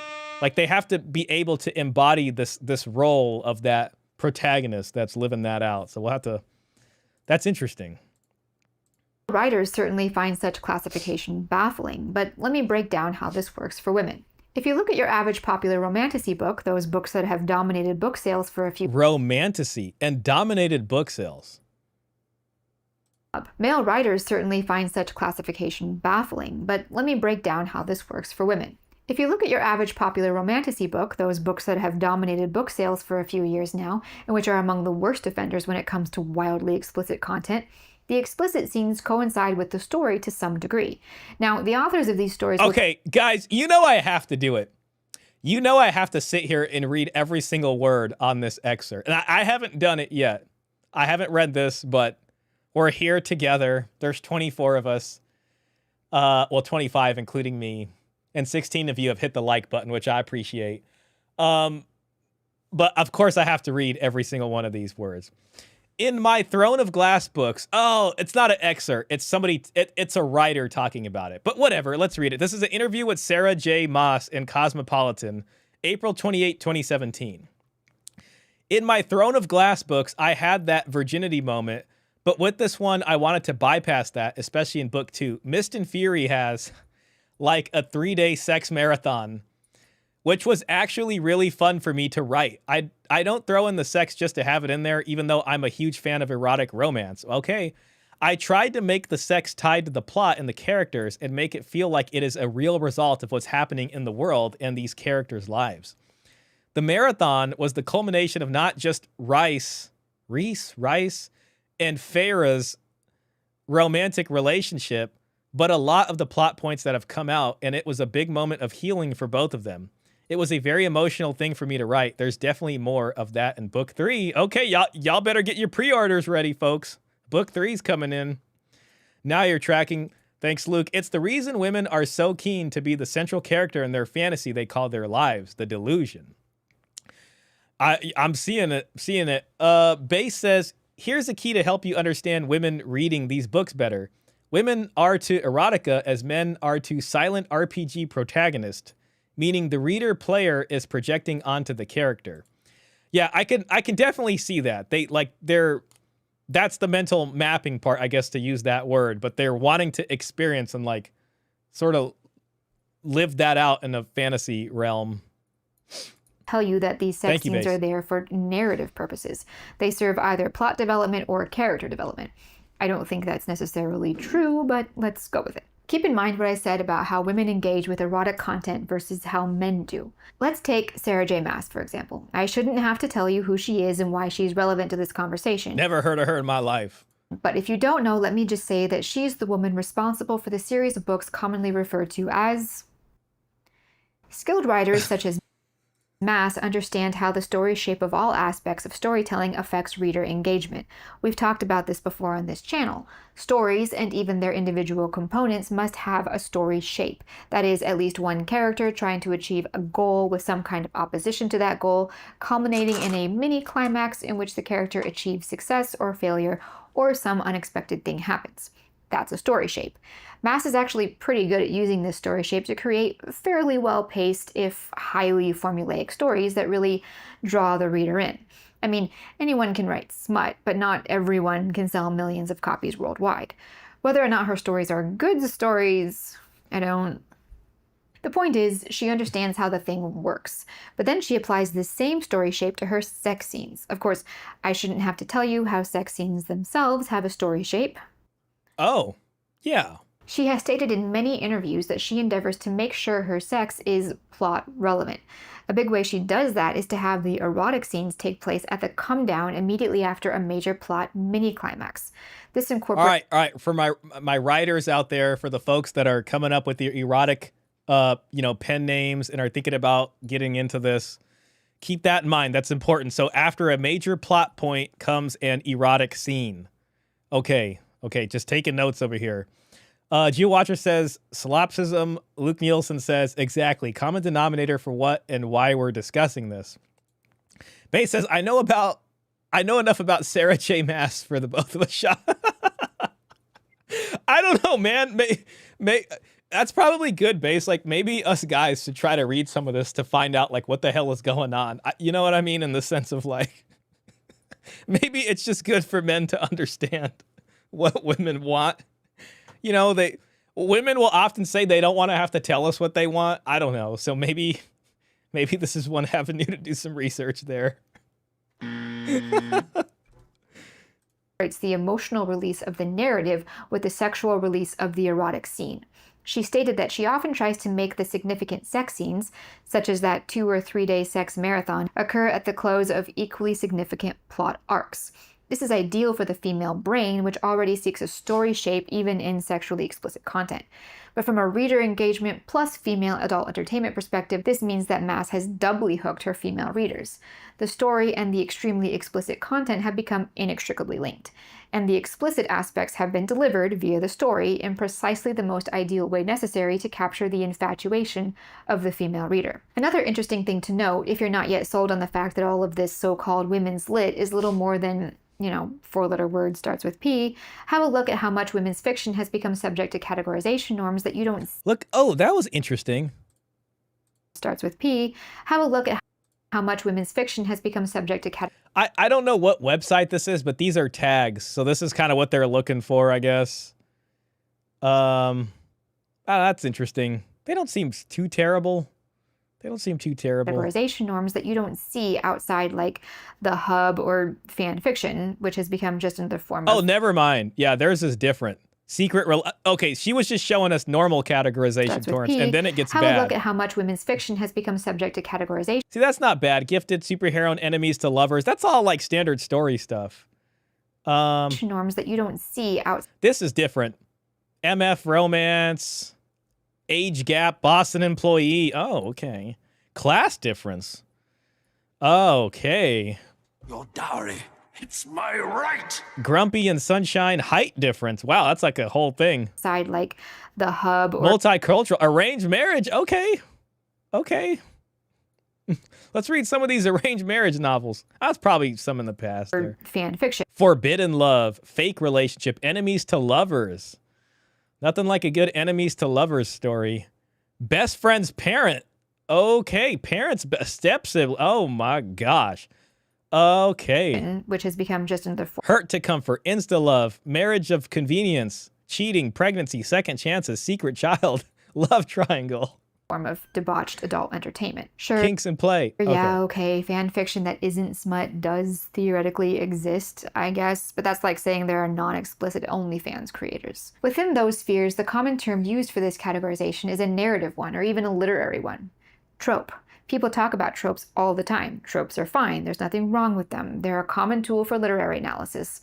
A little reductive, a little ridiculously overutilized, but benign in themselves. But the important factor to note here is this.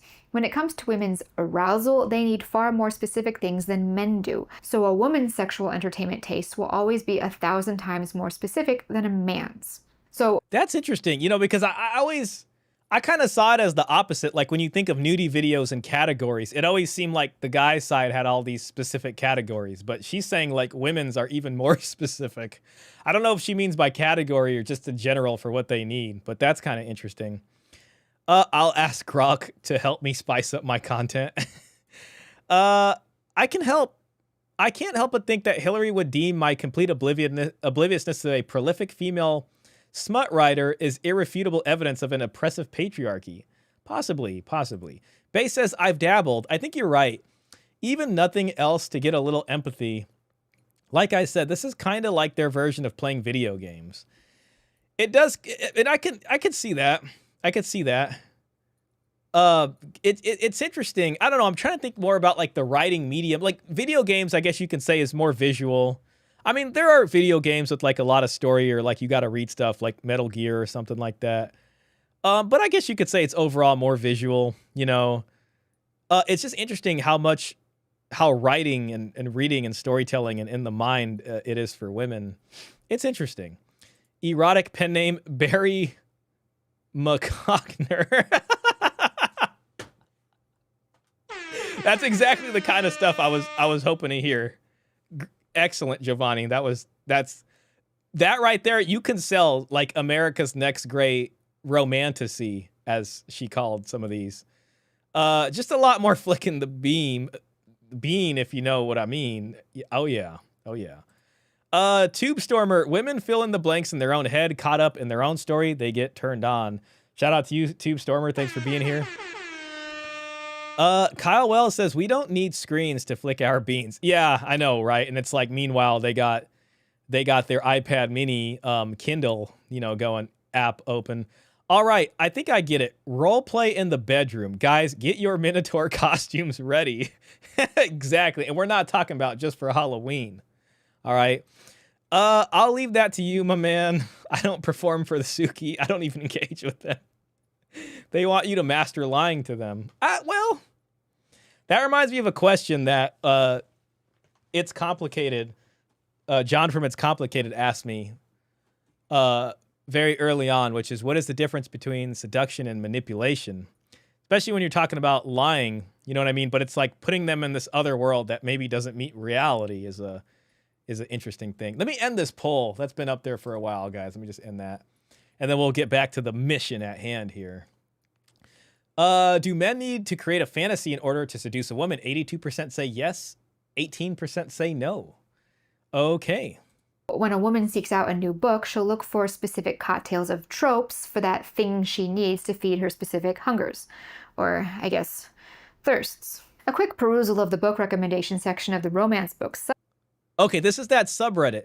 Subreddit will destroy. Looking for betrayed MMCs? I got nope. Book where FMC significant other cheats on her with her sister, BFF mother, etc. and karma. Dang, so women are like sitting here looking for this, reading for the shy, non-confident FMC, female main character. Okay, that's what that is. Needs a male main character that takes his time. Office romance between longtime boss and assistant employee. Hello, I recently read Faking Miss Right by Claire Kingsley, and I absolutely loved it. I'm looking for something similar, a cold and serious male main character. The female main character wouldn't have to be absolute sunshine, but I'd prefer an obvious difference in characteristics. I'd love if she has been working for the MMC for quite some time, but it would be... Okay, forgive me for laughing. I don't mean to do that. Just going to take a deep breath, and we're going to come at this seriously. But it'd be fine otherwise. I've already browsed through the subreddit, but haven't quite found exactly what I'm looking for. This is like a guy like opening up a bunch of different nudie video tabs looking for like the perfect one. You know what I mean? Because although I enjoy the story of the book mentioned above, I was wondering if you guys have some recommendations without the fake dating trope. Bonus if there's an age gap. Thanks so much in advance. Any remaining illusions you might have had that these books are about anything other than sexual arousal. Oh my gosh, sorry, that last one was crazy. Any remaining illusions you might have had that these books are about anything other than sexual arousal. Sorry, I'm trying to see that one that Troy, has any some... remaining illusions you might have had that these books are about anything other than sexual. Brody, single dad plus nanny / BF's little sister, boss daughter, age gap. Like, God, there's all the tropes in category, or some reason why it's wrong for them to be together. Turns out I am into, in the biblical sense, I don't know how she got biblical in this, but a broody single dad who is trying his best to pretend he doesn't want to rail the daylights out of this new person in his space. Something about the competency smut of a guy who is kind of caring only when he chooses to be, for those he deems worthy, but is a grumpy D word to everyone else. Examples of one I loved. Heartless by Elsie Silver. The porch scene lives rent-free in my head. Interesting. Sexual arousal.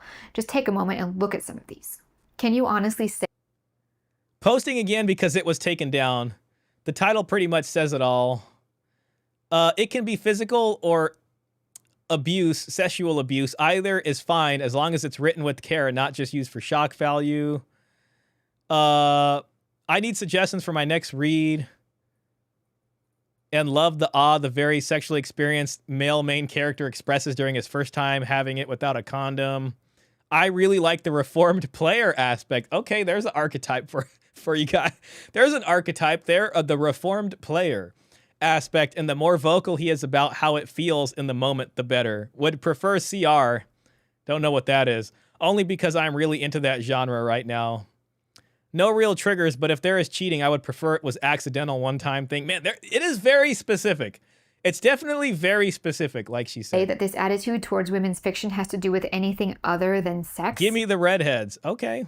I spent a little time while I was researching this subject talking to women and reading the accounts of women who were struggling with the addiction to hardcore content. A solid 90 to 95% of them started with erotic fiction, or smut, as they often called it, and fan fiction.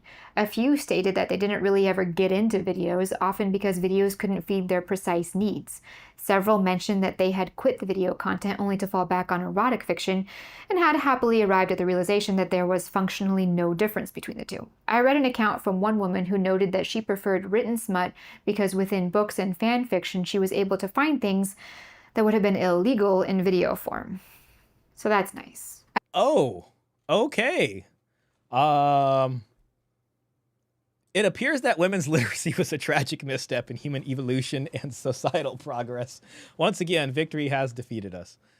It's funny how a woman's sexual fantasy of being the other woman or something of the like is shielded from criticism, but a man's fantasy of a Barbie doll with triple Ds is vilified with gusto. Yeah, it is. It's a huge double standard. It's messed up. Art imitates life. Say it again for the deaf in the back. Monster romance with unnatural appendages. Yeah, that's the... maybe AI can give that to him in video form, but that would be probably hard to do. Unless somebody with anime skills did that. You should see what these things say about their AI lovers. Oh, yeah, that's going to be a whole other thing. Women want a fantasy. Hopefully you can keep it up. like it or not, when you meet a woman, she's already started creating a fantasy about you. When you get married, she still has that fantasy, but you keep failing her fantasy bears out in red pill. Very true. All right, back on this. I learned too that there was a worryingly large subset of these women, some as young as 17, whose tastes became so depraved so quickly that they were now suffering from something called POCD. Interesting. See, that's kind of like guys, you know, like if you read like NoFap stuff, you know, guys who had watched so much of that, they were having a kind of desensitization. And, you know, folks in that community will say that the nudie videos rewires your brain in a way that's not good. And that's where you'd get like the 90-day challenge and all that to like rewrite your brain and all that. So people reading these books, I mean, frankly, women, because they're mostly reading these, get something, I guess, that might be kind of similar. I'll let you look that one up yourself. Okay, I'm going to look that up. Okay, I'm not going to look that up. But what I'm going to do is I'm going to Google it where nobody can see it. Oh, no. I'm not going to look that up. I think I know what it might be. I'm sorry. Never mind. Several women and teenagers remarked that they wished they had never started reading erotic fiction when they were younger, as they believed it had destroyed their lives. See, that's very similar to stuff that I remember reading, like on NoFap posts. People would say that, like they found that when they were young, like some people really young in their teens, and they'd watched it for years, not even understanding it was bad for them, and that it really harmed their life and made things, you know, tough for them. The thing is, just as with people's taste in hardcore video subgenres, these tastes, these hungers, will intensify over time. The same mechanic is at play as you see in men who have to constantly seek harder and harder filmed content in order to even be aroused. For that reason, more and more women's fiction has been including very, very dark material. Okay, let's see what we got. Oh. For that reason, more and more women's fiction has been including very, very... Where do I even begin with this book? I would say be mindful of your triggers. The entirety of the book focuses on one guy who we never actually learn the name of and his perspective on life and his proclivities. He is into necrophilia and has no remorse or regard when it comes to life. I shouldn't laugh.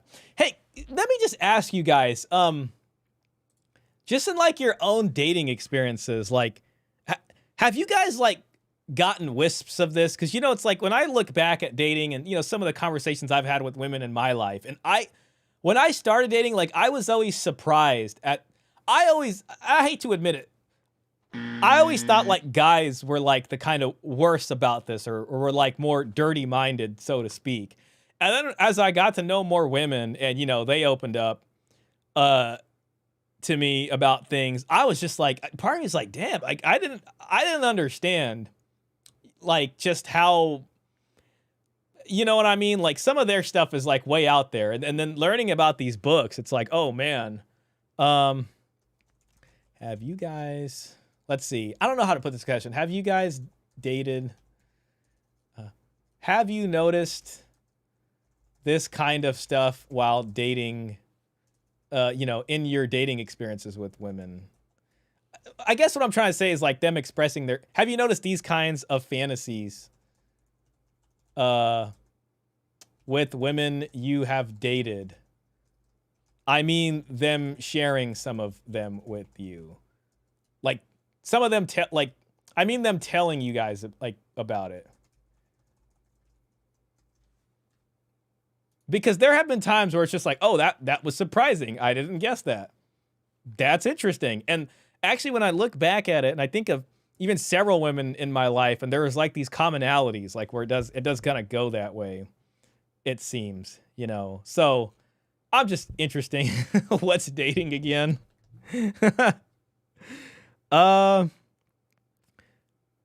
Klaus says, crap, I looked it up. Now I'm on the watch list. I just had, I was about to look it up. And then as she kept talking, I was like, I'm not going to look it up.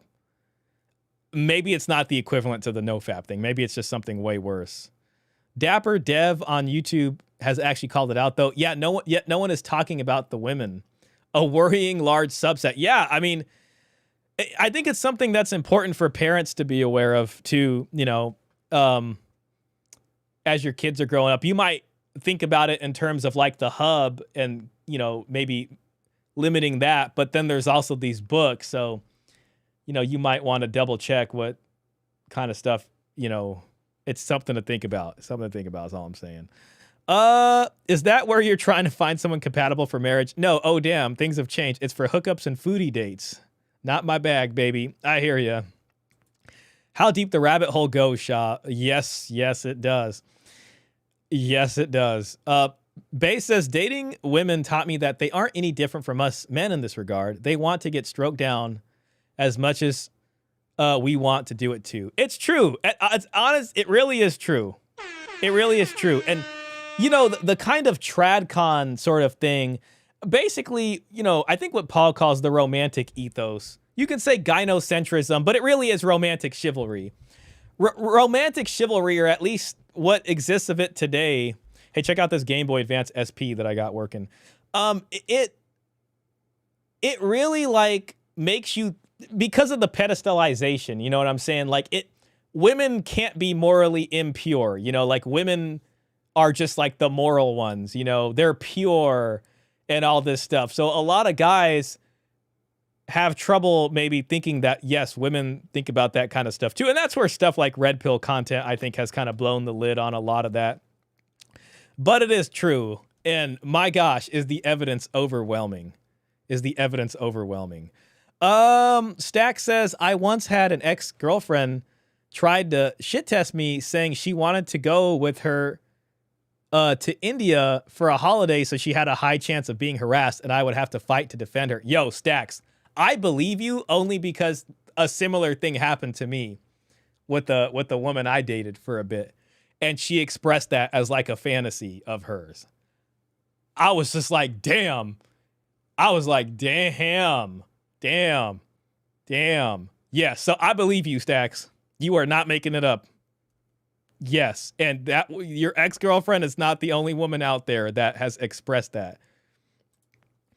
By the way, Stacks, if you're getting into the romantasy writing profession, you may want to, that could be the start of a romance novel for you. I'm just, while you're throwing stuff out there like that, I just want you to keep that in mind. That could be, you know, a thing. Tube Stormer said, I find 95% of fiction literature is either terribly lame or corrupting in some way. That's an interesting thing. I mean, I think there's good fiction out there. You know, there's great science fiction works, and there's I think there's good fiction. You know, there's some good novels out there. Brothers Karamazov, you know, that's fiction. That's good. So, but I could see what you mean, just depending on it, you know. And there's some great fantasy books that aren't smut. You know, there's this book right here, which, you know, I've done a bad job of reading, but this book's, you know, from the part of it that I read, is pretty good. Chronicles of Amber.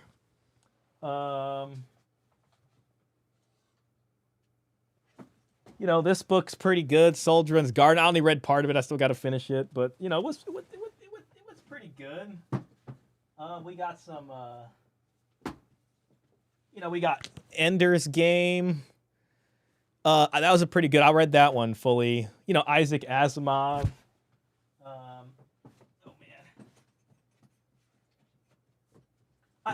I do believe there's good fiction. I do believe it serves a purpose. You know what I mean? And you know, if you think about mythology and things like that too. But maybe like nowadays, you're probably right, especially if it's a lot of this. Base says, in my experience, the best way to turn a woman on is to write something or describe what you're gonna do if she's on the more normal side.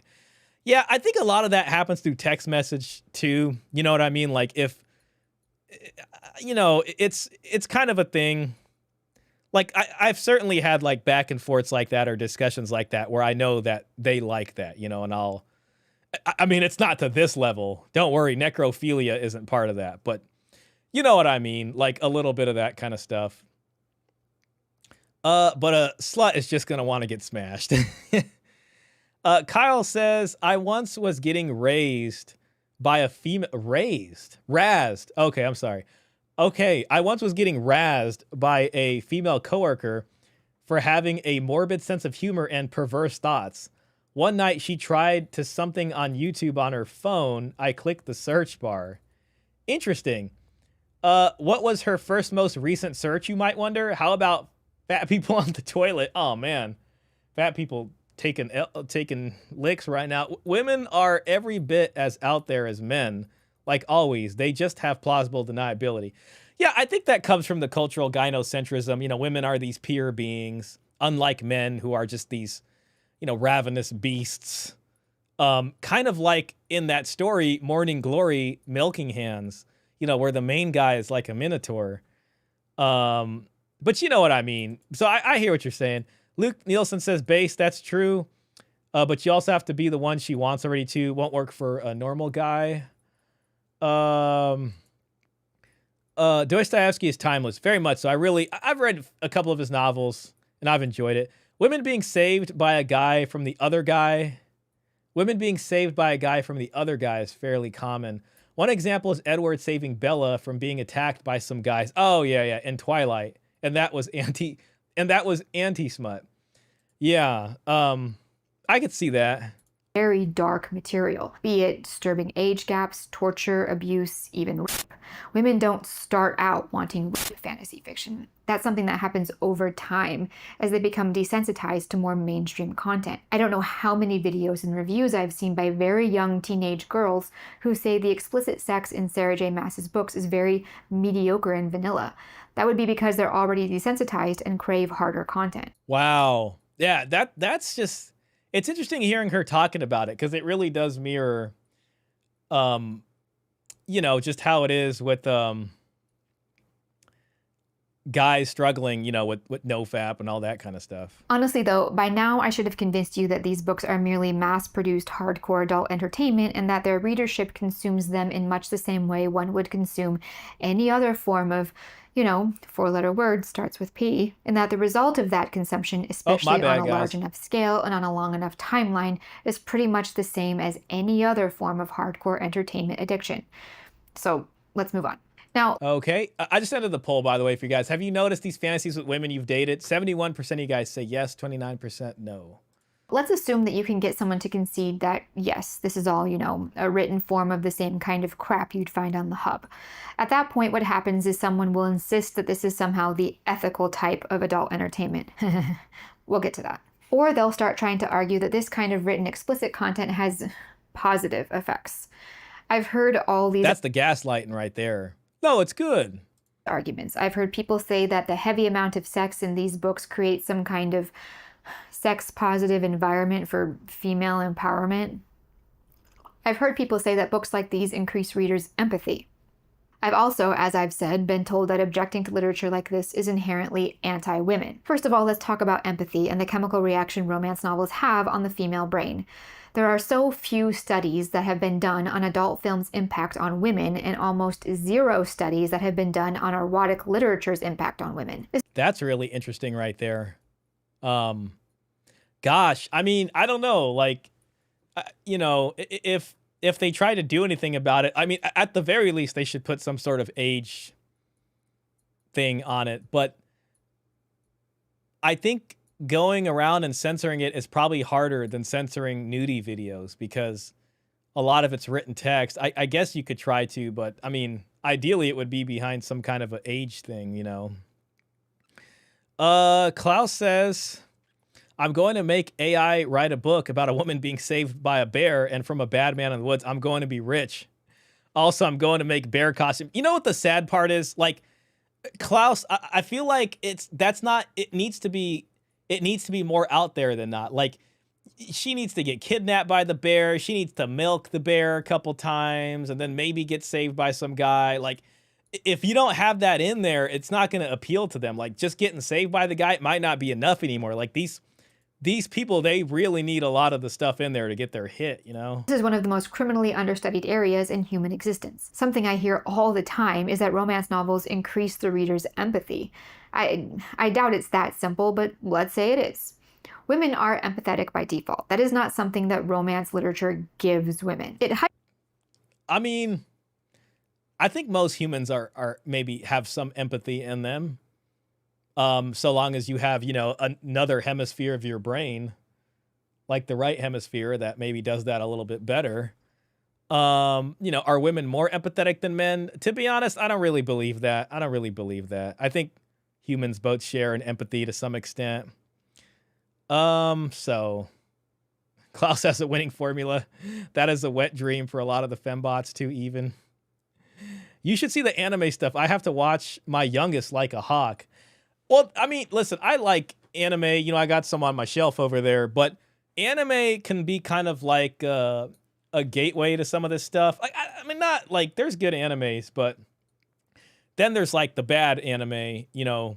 And I think for kids that are into that, they can kind of end up finding this other stuff by like looking up anime on the internet, and then before you've known it, they've gone down a rabbit hole into you know, other stuff. You know what I mean? So yeah, I believe you when you say that. I really do. I've lived in Japan. The anime and hentai stuff gets real degen. Yeah, I'm not surprised by that. Women are pretty far from empathetic when it comes to men, if we're going to be for real. Absolutely. I mean, I think even just in general, you know, I don't want to say, okay, one is more empathetic than the other, but to say women are more empathetic than men, I wouldn't even be able, like that. I don't buy that at all. But yeah, women are, I don't think so, very empathetic to men. It's complicated. I actually did just released an episode today called Men Built the World. And it's about this objection that, you know, well, they say, well, men made the world like that, so therefore men deserve to be suffering now. And yeah, not a lot of them showed much empathy for men's issues, which is, you know, terrible. Young adults nowadays worry me. I am shocked at how early they encounter certain materials and content. Yeah. I mean, and especially with cell phones and things like that, just the internet. It's very hard to police that kind of content. Heightens it, certainly, but as in all emotions, a heightened state of anything is usually very bad. Heightened empathy reduces a person's logical response and cognitive reasoning. It makes it difficult to regulate the emotional response with reason. Heightened states of empathy have been found to contribute to pain, depression, anxiety, emotional overinvolvement, and wow. See, this is why a lot of the ladies out there are just tripping all the time. Like, they're reading all these novels, then they got like heightened empathic distress, and potentially, you know, internalizing disorders, depression, anxiety, burnout, vicarious trauma. And then what they're gonna do is they're gonna blame the men in their lives for like feeling that way. And then somehow you gotta get in there and in the middle of this tornado, this cacophony of like craziness, like you gotta get in there and just like get her turned on and do all that kind of stuff. And, you know, I don't know, like, hey, maybe some of the blame can be put back on them.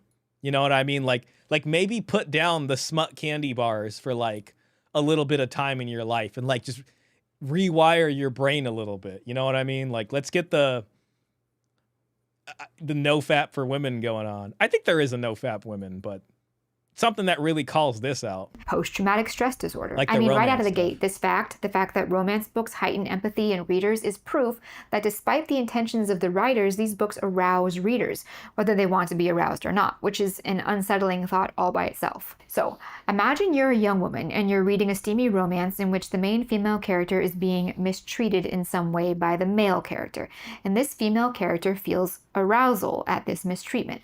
Written well, this arousal on the part of the female character will trigger empathetic arousal in the female reader. A young, inexperienced woman will then be troubled trying to understand why she's feeling aroused by what is borderline abusive behavior. However, the story will continue in this vein until the man and woman are living happily ever after. The moment of joy at the end is the emotional climax that is essential. See, I think that's the interesting part about romance novels is there's always this promise of happily ever after. And, you know, what we see, especially with like love match marriages or just modern stuff in the manosphere that we see shared, but even in those old newspaper archives, you know, where we read about people back then knew that love matches, marriages, you know, based off romance ended badly or that the two people ended up hating each other. So I guess in a sense, this smut stuff is kind of in line with the romance stuff. I mean, it is, especially with this happily ever after stuff. For a woman to fully enjoy an erotic romance. And no, I'm not saying women are super weak or something like that, but I think we can all agree that strong emotions are exhausting no matter who you are, and women are more prone to feel emotions strongly. An empathetic response to a romance book will result in an emotional roller coaster designed specifically to ensnare the tastes of women in such a way that their emotional involvement in a story will tend to be more intensive than a man's on average. Add to that the sexual infatuation triggered by the addictive erotic release of the extremely explicit scenes, which also takes a toll on the mind, whether you enjoy these scenes or not, especially if you do. I don't really understand why more people aren't aware of how intensely bad these books are for women's minds. Man, it's just so funny. Like, I'm just imagining two people going on a date in 2025, and the guy comes and, you know, he's been watching nudie videos since he was 15 or something. And the woman comes and she's been reading smut books, and they're sitting there having a conversation, you know, about just like, I don't know why. It's just like somehow out of all of this, traditionalism is supposed to come back. You know what I mean? Maybe our starting reactance for this formula just isn't really, man. I don't really read romance, smutty. It's okay. We're gonna, you know, it's okay. Maybe it's not that bad, you know. We haven't really got to, you know, I don't know. I'm sorry, guys. I don't know. I'm trying to find a silver lining to this. I'm sure there is a way back to something good. There is a way to something good. There always is. Or otherwise, but I did read quite a few of these books when I was trying to understand the genre better. And something that really surprised me was how huge of an emotional impact they had on me. Despite the fact that I didn't care about these characters, and despite the fact that they were all mostly happy endings and everything else, I was legitimately depressed during the few weeks when I was reading these books. I was having trouble focusing on my work, I was having trouble sleeping, I was even having trouble eating, and I couldn't figure out what was wrong until it dawned on me that my mind was basically being ripped around a female-specific roller coaster that was designed to trigger the most extreme emotional and chemical reaction in my mind, short of actually doing drugs. Interestingly, the reaction I experienced was the same reaction men talk about when they watch filmed explicit content. The depression, the difficulty focusing, the lethargy. Women who are addicted to this sexually explicit fiction don't even realize that they're literally addicted to, you know, adult entertainment. Without exception, men who are addicted to watching explicit content are viewed as bad. I shouldn't have to tell anyone watching this video how bad that is for the mind. It just happens that all the language surrounding this accepted fact says the impact of problematic adult video use in men. What research reveals about the mental health effects of problematic nudie video use. Men's minds, how bad it is for men, how much damage it does to men. There have been countless studies done on the negative impact watching this stuff has on men's physical health. And it's interesting too, because it's like, it's just easier to shame men or make men be the bad guy. But with women, it's like, they don't want to touch this with the 10-foot pole. For the smut readers out there, 10-foot pole may not have been the best use of words. Kyle Wells says, let's be careful about using the word comes here, Shah. Oh my gosh. Mr. Pitt says, women, they mock men mercilessly in private group chats when guys they don't like ask them out. Also, women, we're more empathetic than men. Yeah, I don't buy that. I don't buy them being more empathetic. You know, yeah, these broads are crazy work. Imagine you're a woman. No thanks. I'm happy being a guy. Too many in this world empathize with women enough for everyone else 10 times over. I'll pass. Yeah. We had an incident at work where some were going for several messages until they realized they were writing in an open group chat. Oh my gosh. Screenshots were made and HR was involved. Wow. That's just ridiculous. Nah, that's not good. Let's be careful about, okay, yeah, got that one. Thank you, Cal. Stack says, at this rate, seeing how depraved these women are, you could probably sell them the idea of marital coitus for the first time in front of friends and family to prove paternity, like in medieval days. I forgot what they call that. The consummation, I think. Like there was there's probably like a bedroom right there, and right out of the feasting hall, you know, the couple goes into the consummation room or whatever, and then after they're done, everybody comes in and they look at the sheets and then they pick it up and there's blood on the sheets. And you know, the morning gift or whatever is given to her the next day. Luke Nielsen says, I'm not convinced all that research is actually based and might actually be shaming too in the form of pseudoscience. Well, yeah, I think it's a lot easier maybe for them to want to do that research because it just comes out shaming men. But it's kind of telling that they haven't done it for the women's side of the equation, which is interesting.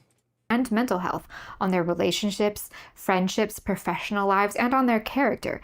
But basically 0 such studies have been done on women. Part of this is because most researchers won't acknowledge that women's addiction to erotic fiction is in any way comparable to a man's addiction to filmed erotic media. Part of it is because there's so much feminist armor packed around women's erotica that even if a woman were to watch the hub 10 hours a day, she would still somehow be protected by the fact that she's like empowering herself or, I don't know, exploring her sexuality.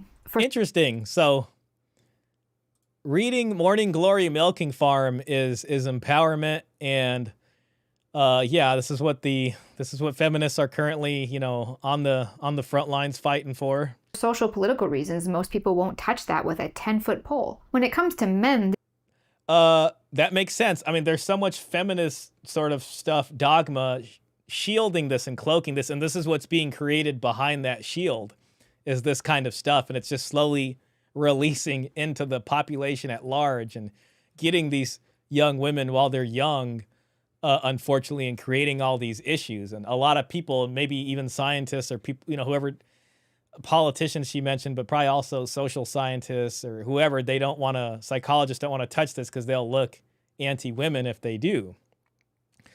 Timmy Kramer says, best decision of my life was avoiding marriage. Shout out to you, Timmy. It's great to see you. Great to see you in here again. this kind of content is known to have an enormous negative impact on their daily lives. Therefore, there are countless resources out there to help men kick that habit and restore sanity to their lives. There's also a lot of shame among men. Men will mock other men for their addiction to this stuff. Women will shame men for their addiction to this stuff. It's not even just men. It's like the culture at large. It's weird because it's like, yeah, you know, I guess women get shamed enough for doing it, but they'll also get celebrated on one end for doing it in the terms of empowerment. It's like women they sometimes get celebrated for selling it, while men are always shamed for buying it, in a way, you can say. Maybe on, you know, like conservatives and stuff, I don't know, like they'll shame women for it, I guess. But sometimes also be secretly buying it in a way. You know, men and women will shame even if they're not addicted. Yes, exactly. That's exactly fantastic point, you know, and it's funny, like if it comes from tradcons too, like the reason I say tradcons consuming it is because a lot of them do have struggles with that. But then, you know, I don't know if it's true, but they say like a lot of OnlyFans subscribers or people who purchase from there tend to be married guys. That doesn't mean they're tradcon, I guess, but I don't know.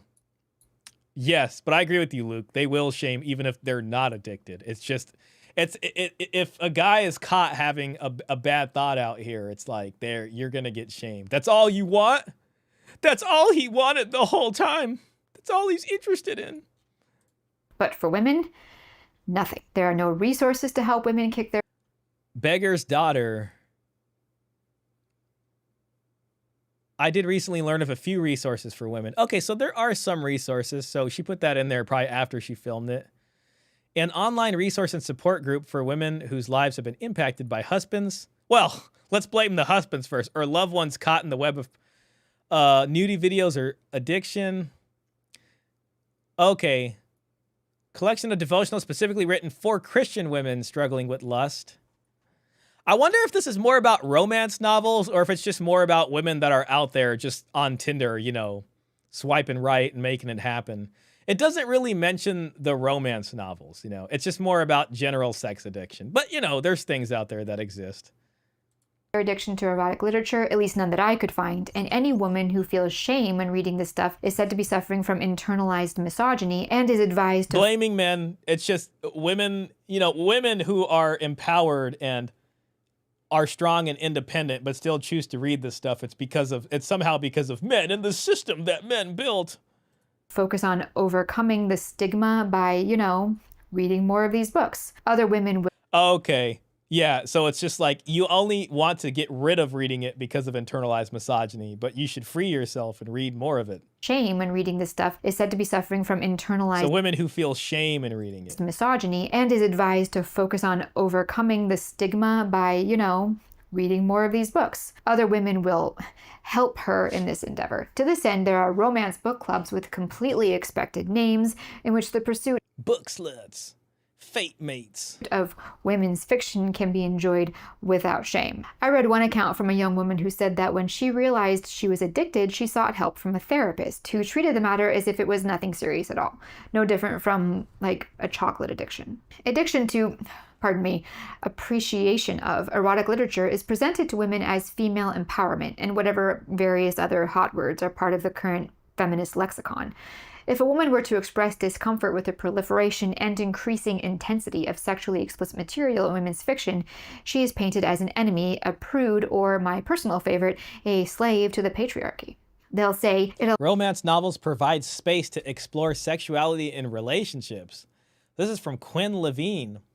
During a college interview in January, I was asked to talk about the last non-school book I had read. I got flustered and explained I only read romance novels, but the interviewer just smiled and asked me to continue. The last book I remembered reading was Canadian Boyfriend. Okay, shout out to my Canadian homies in Canada. By Jenny Holiday, which is about a ballet teacher who falls in love with a single dad who plays hockey. They overcome issues like disordered eating, grief, manipulative parents, and guilt. When I finished telling her the story, she asked me why I was embarrassed about reading romance books. I told her people have laughed at me for counting romance as a real book because of the sexual content and fun plots. allows women to explore their Sounds like she just told them about like the cleanest romance novel, like the most like PG-est one she could think of. But like she's probably got like a stack full of romance novels, like up to here, that are probably closer to Morning Glory than anything. Oh, gosh. sexuality in a safe space. I'm pretty sure you could also say that men on the hub are exploring their sexuality in a safe space. I don't know. To which women will often argue, well, that kind of content, the stuff on the hub, is unethical. But that erotic literature, if they even concede that it's the same kind of content, is somehow ethical, meaning that, I'm assuming, no actors or actresses were harmed in its making. Be that as it may, the making of the explicit content is a separate issue from its consumption. I'm sure you could find an ethical and environmentally friendly way to make. Man, I don't know why I'm thinking about this. Now I'm starting to like think about how like if I was in a relationship and I found out she was reading all this and then like I just made like the biggest deal out of it. Like, why are you reading this? Why are you bringing this into where we live? This is filth right here. Do you not love me? And then go around telling all our friends and family that the reason we broke up was because of like all these horrible things she was reading, and I just couldn't believe it, and it just really affected, our emotional and mental health and our relationship status, and I caught her reading these things, and it was just, I just couldn't even imagine them. Just like flip the script on what they do, like if they catch a guy watching some nudie videos, and like just tell everybody and make the biggest deal about it. Oh my gosh. I found this book. It was called Morning Glory. Trad cons are con men. I will say that all day long. Absolutely. They need to make a help group for pauper daughters that don't have a dowry. Exactly. Your dowry. It's my right. Before they got sold to the brothels, if Saint Nick doesn't save them with the gift of gold in their stockings. Exactly. Timmy Kramer, 2000, says, I'm 60 and have a very small group of married friends that went the distance. Watched the majority of my buddies get divorce raped and 3 commit deletion. Marriage is a business for women today. Absolutely. Yeah, I hear what you mean. It's interesting to hear from someone that, has a bit more life experiences, and you've been able to watch and see what happened to people. That's really unfortunate, man. Especially like that's really tough, man. Just like the people that especially that ended up doing that to themselves, man. That's really sad. But I appreciate you sharing that with us today, because that's a life full of wisdom and experience right there. So shout out to you, Timmy, man. Thank you for that. Stacks says, smut idea, maid at the imperial palace seduces the emperor behind the back of the head concubine or the queen and attempts to poison the children of the emperor that aren't her progeny. That'd be a pretty good book. That'd be a pretty good book. I mean, that definitely is very like realistic. That's probably happened. You know, like something like that has probably happened, definitely. So I think there's definitely stories like that out there that would be based even in historical truth. That could be a whole Netflix series right there. That's a whole show. You got yourself a whole TV show. Luke Nielsen says this episode just shows that Dontavius is a genius, an oracle of prophetic truths. Very much so. That honestly is the truth. You gotta stay gaming, bruh. Don't focus on no girl. Just stay gaming. It really is the truth. You know what? We gotta give him his just due and just bring him up on the big screen. We gotta bring him up on the big screen. Actually, let me just bring up Dontavius.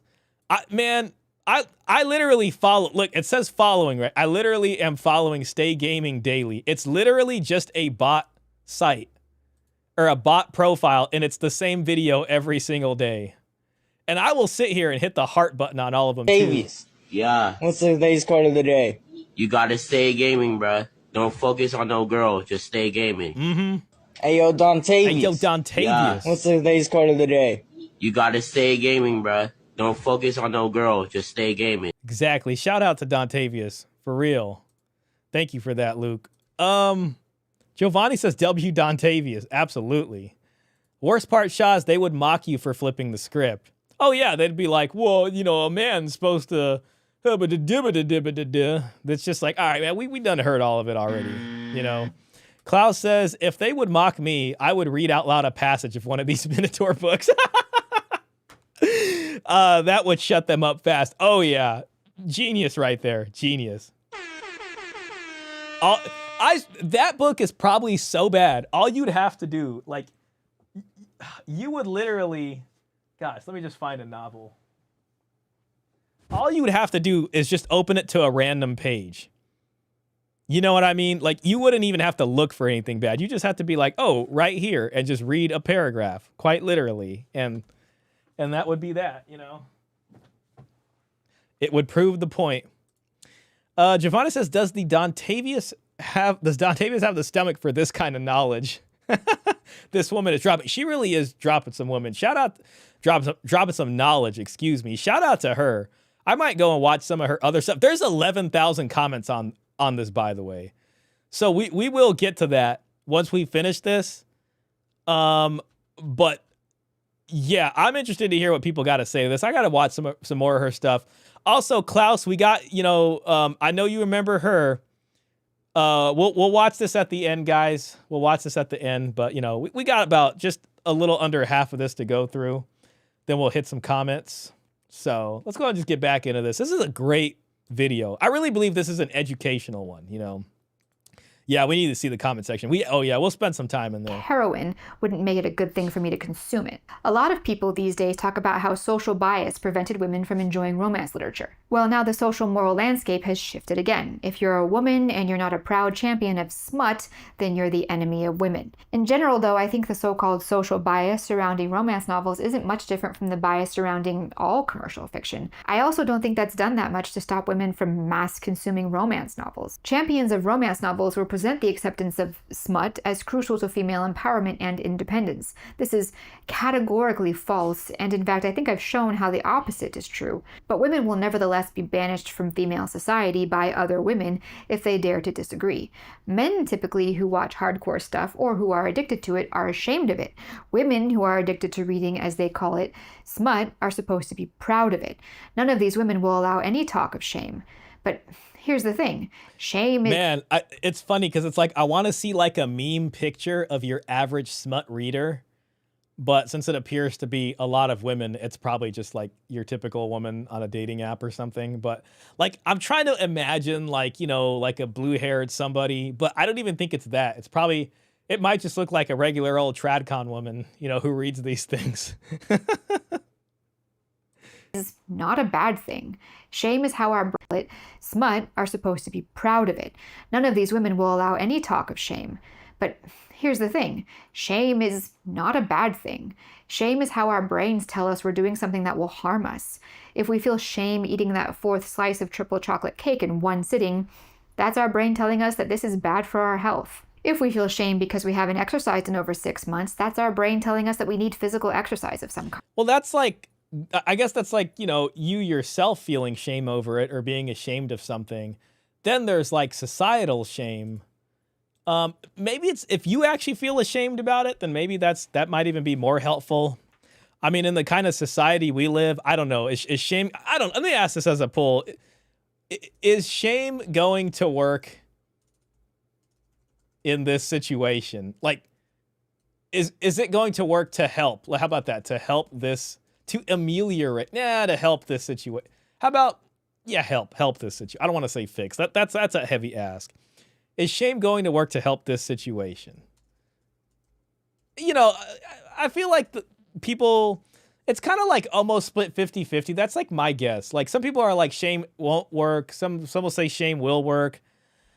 I don't really believe it will work. I mean, unless there's some sort of material consequence that also comes with it. Like, I feel like shaming works best when there's actually something that will get you in real trouble. Like, there's actual consequences. I guess you could say, well, okay, if it's not legally breaking the law, you could be stigmatized from the community. But that really presupposes a real tight-knit community that really shares values and is willing to do that. And I think in the type of culture we live, it's very hard to create one of those. So, I don't know. You know, so we'll leave that in there for a bit. If we feel shame when we take in hardcore explicit material, that's our brain telling us that this is going to harm us in some way and we need to stop. This is our brain trying to save us. Eventually, anyone can be desensitized to shame, but the effort to desensitize women to shame has been a lot more intensive than it has been for men, because historically, women have led the charge against indecent or the daring 19th century reformers who sought to end prostitution by offering financial and emotional support to urban sex workers. Sexually explicit material. So appeal to women to take part in moral reform. Shame in women cuts into hardcore film producers and women's lit publishers' bottom line. Removing shame from women's minds doesn't just prevent them from bullying hardcore erotica production out of the mainstream, it mobilizes 50% of the spending force of the book market to obsessively consume something that is dangerously addictive. They're just making money hand over fist right now. Like, they're going straight to the bank laughing on this is a huge reason why it's becoming increasingly common for harder and harder content in books to be made available to a younger and younger audience, especially a young female audience. You see incredibly steamy makeout scenes in books marketed to 12-year-old girls. Whoa. Okay, yeah, see, that's where it gets really bad right there. Caravel, for example. Okay, so this is like a teen novel. It's not even young adult. Well, I don't know if young adult and teen are the same thing. It probably is at this point. But let's see what she's got. Well, has 2 prolonged passages. 13 to 18 years. That read like, ooh. Okay, so these are passages from this book marketed to 13 to 18-year-olds. Let's see what we think about this. You would really do this for me? She asked. In answer, Julian pressed the pad of a finger to her parted lips. Metallic and wet and just a little sweet. Bravery and fear and something else she couldn't distinguish. Dimly, she knew she tasted his blood. It was like no other gift she'd ever received. Strangely beautiful, alarmingly intimate. And she wanted more of it, more of him. She licked the tip of his finger, but Scarlet hungered to taste his lips as well, to feel them against her mouth and her throat, to experience the solid touch of his hands on her body. She craved the heavy weight of his chest crushed to hers, to find out if his heart beat equally fast. I got Master Chief in the way. Julian's finger lingered a moment longer, pressing her lips back together, but the taste of his blood remained. And her desire for him intensified. Weird hand fetish scenes. This isn't some kind of that's a hand fetish accidental scene. slip of the pen. This is intentional. Famously, Sarah J. Maas only allowed her book to be marketed to a YA audience if they didn't cut out any of the explicit material. Slap a feminist female empowerment sticker on the thing and you've got social moral armor no one is willing to touch, not even other women.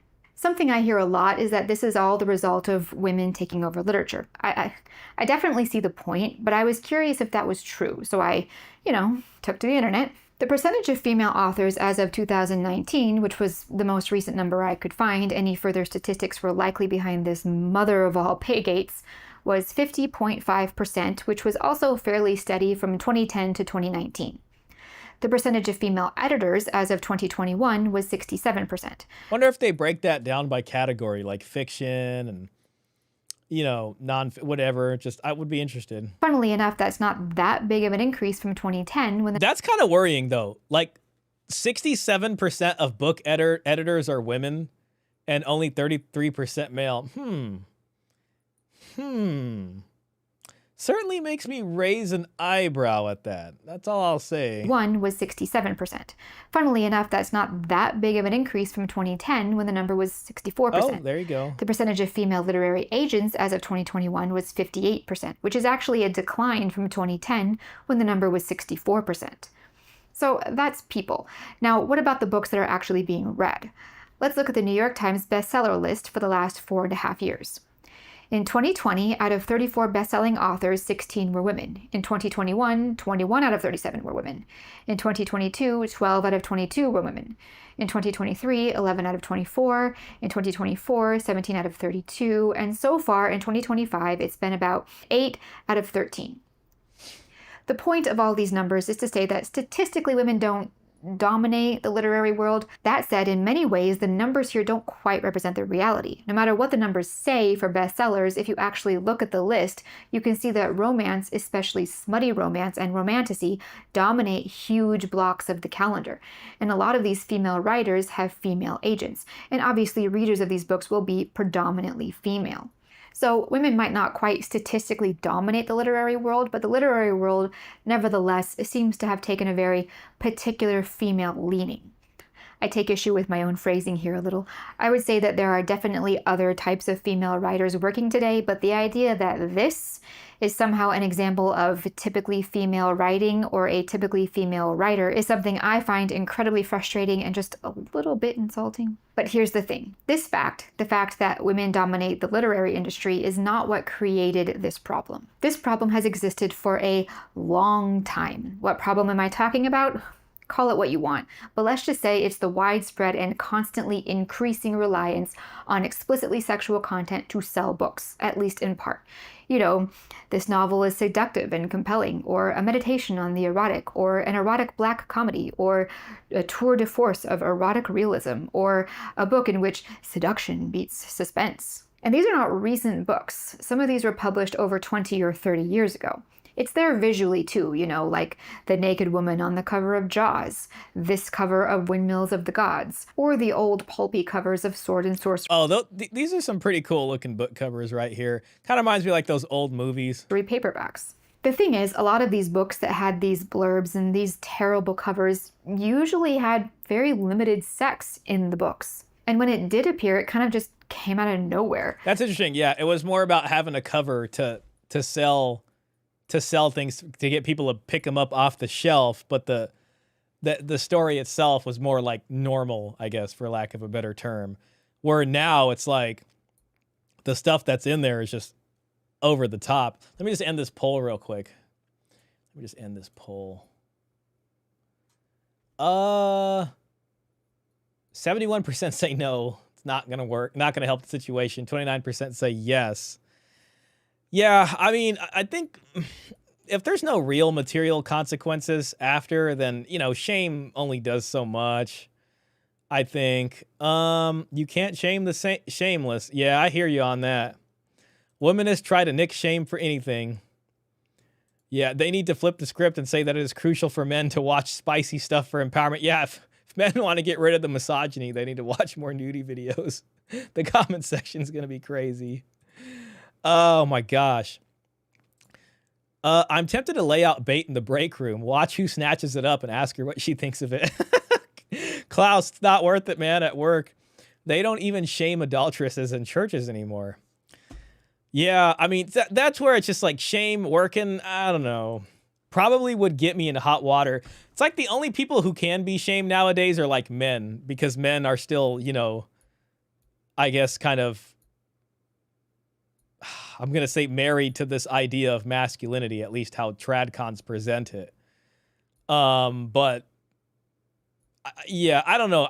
Maybe it's wrong, but it's almost like shame works better on men than it does on women. I could be wrong about that. Giovanni says, Klaus says, it would probably get me in hot water with HR again. It will be the most unassuming female coworker. Yeah, exactly. Probably one of the HR ladies. Exactly. They have been putting crazy books in public school libraries, especially of the LGBTQ plus variety. Oh, you know what? That's an interesting thing too. Not the rainbow version. I didn't think of that. Never mind. That says Rainbow Rice Krispie Treat. Yeah, that's an interesting point. Look at HR department. Same deal, same outcomes. Romance pushed through courts after William of Aquitaine. Yes. Moving forward, the code name for doing the deed will be "It's time to visit the milking farm." Oh my gosh. Oh my gosh, because she needs to get out of student loan debt and doesn't want to go live in her parents' basement. The reality is, you know what's crazy is, I mean, it's funny because it's like a fantasy like that, but on the opposite end, they would say it's a guy living in his mom's basement that came up with something like that. Instead, it's like, but you know, on the women's end, it's funny that the story is about someone who doesn't want to live in their parents' basement, and you know, that's what they come up with. However, that no matter what the writers thought, the publishers knew that a little sprinkling of sex would let them mention it in the publicity, and that would boost sales. After a few generations cycle through this system, using sex to sell an otherwise mediocre or even terrible book is not even something that's questioned. For that matter, using sex to sell an excellent book isn't even questioned. Eventually, you reach a point where sex is the main point of the book. What I'm trying to say here is that the current year situation did not arise entirely out of thin air. Like, the second women started to dominate literature, everything became smut. I would concede that everything has become women-centric smut, or you could say smut written... Women-centric? You mean gynocentric? Or women by women. But this issue, this almost virulent proliferation of smut, as it were, in literature has been a thing for a long time. The main difference is that previously some books were written by men and some by women.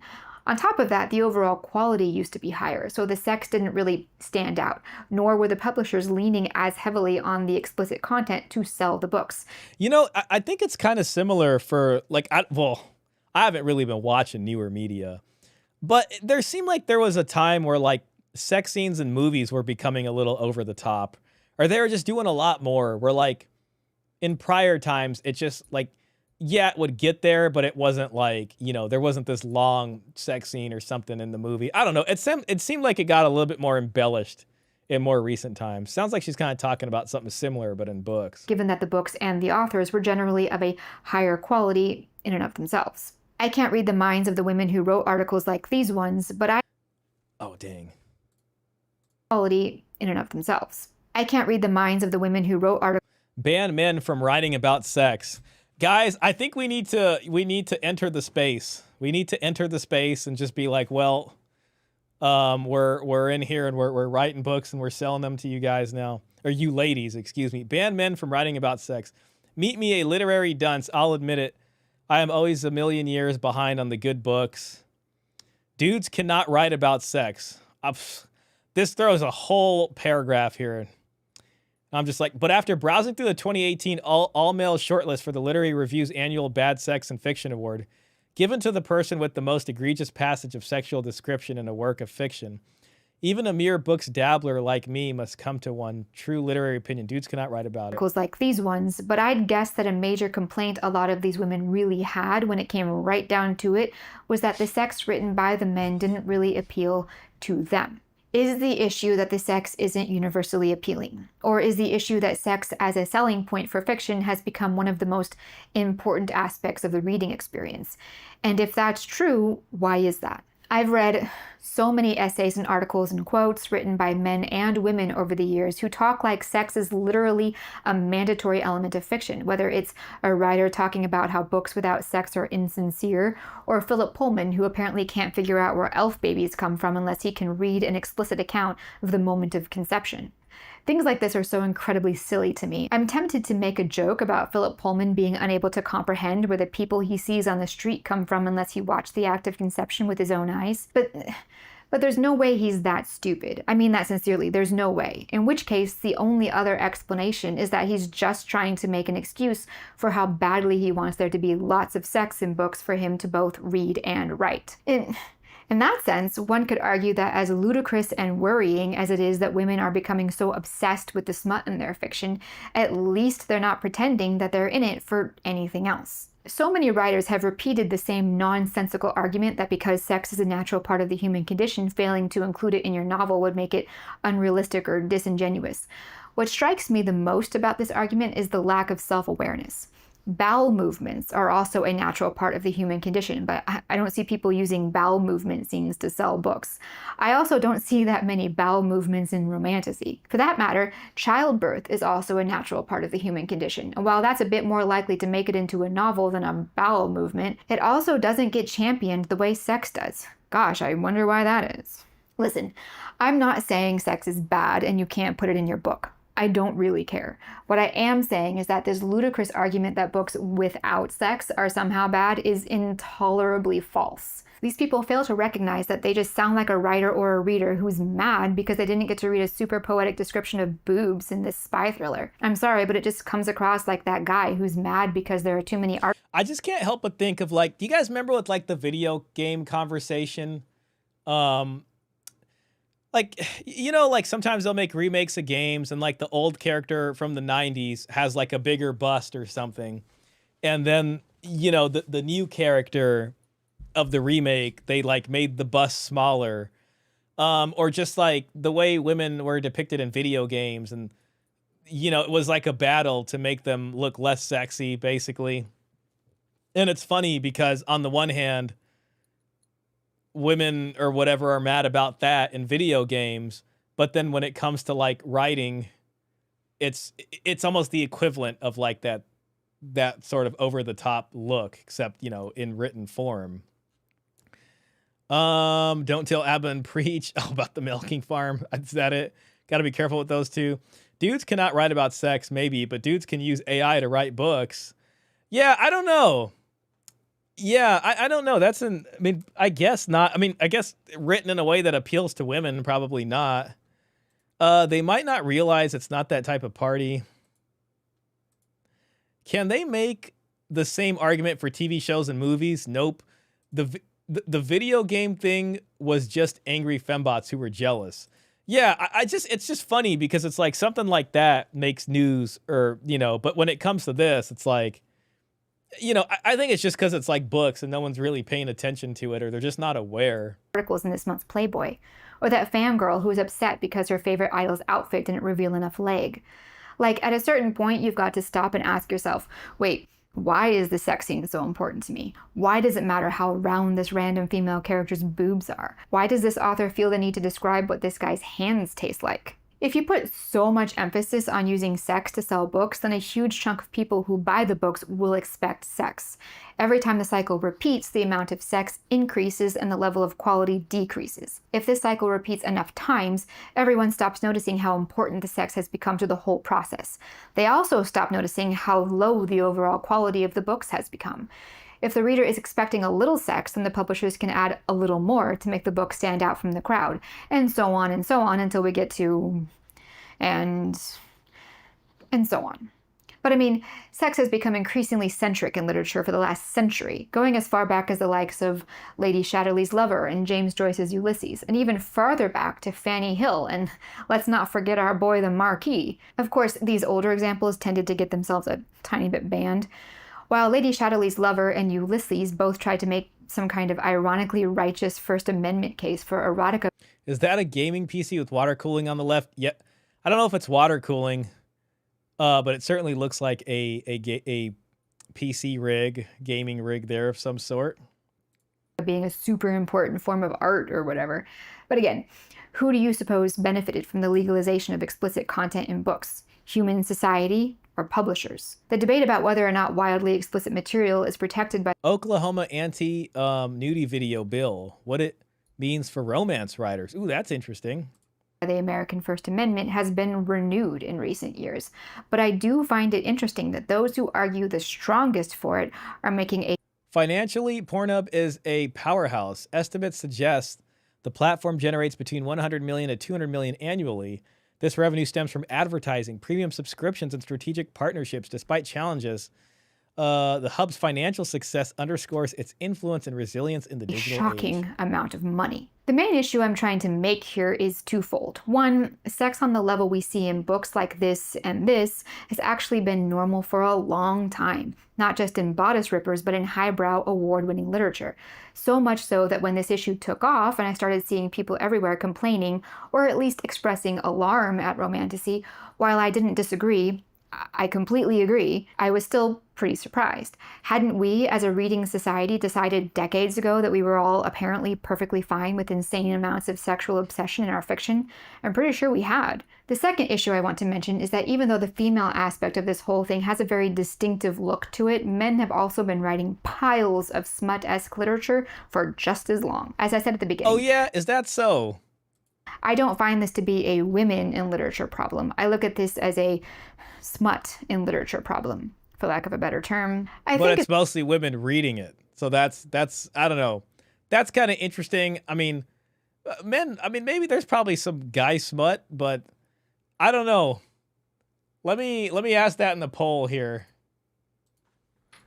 How many of you have read or heard of guy smut novels? I don't think I've ever. I don't know. I guess I could see it. I could see it. I just can't think of one. It's worth noting that highbrow literature has always had more sex in it, while commercial fiction has tended to have less. I think a big reason that this has become such a major issue that so many people are noticing is that the commercial Who or what has a strategic partnership with Pornhub? Jergens and Kleenex? Probably Johnson and Johnson. Guys don't buy into written smut like women. That was a hardcore cope and deflection. Yeah, honestly, I'm just not buying it. What's interesting is in the rest of the video, she shows a bunch of examples of books. It would have been kind of her to put a bunch of examples of book covers for guy smut. Then we can look into them and see what the reviews are.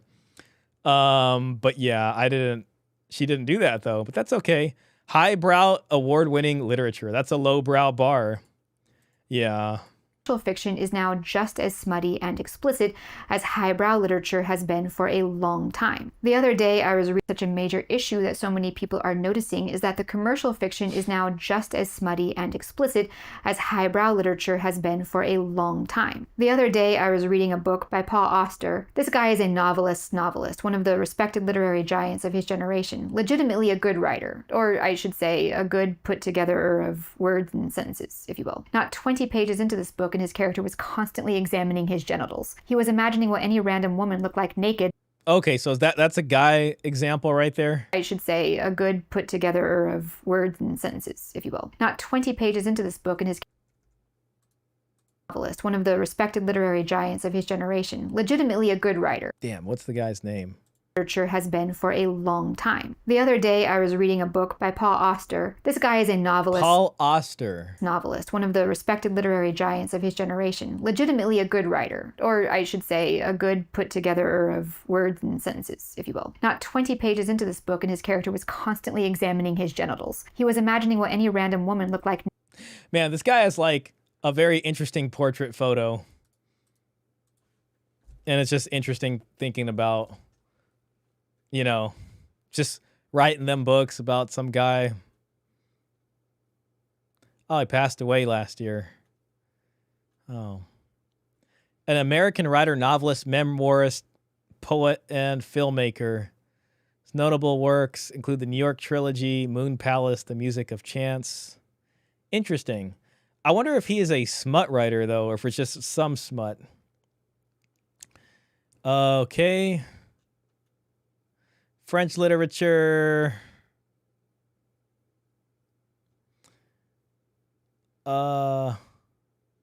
Script writing, filmmaking. That's interesting. Not really seeing anything about smut.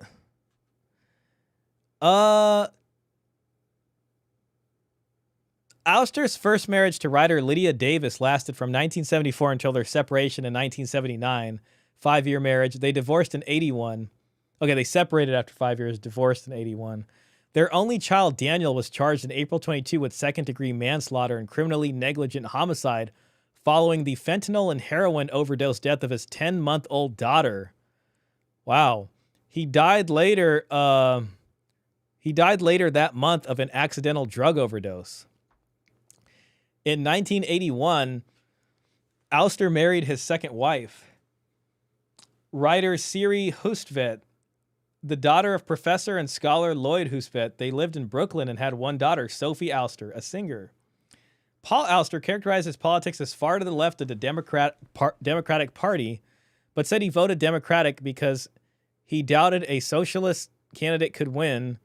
He described right-wing Republicans as jihadists and the election of Donald Trump as the most appalling thing I've seen in politics in my life.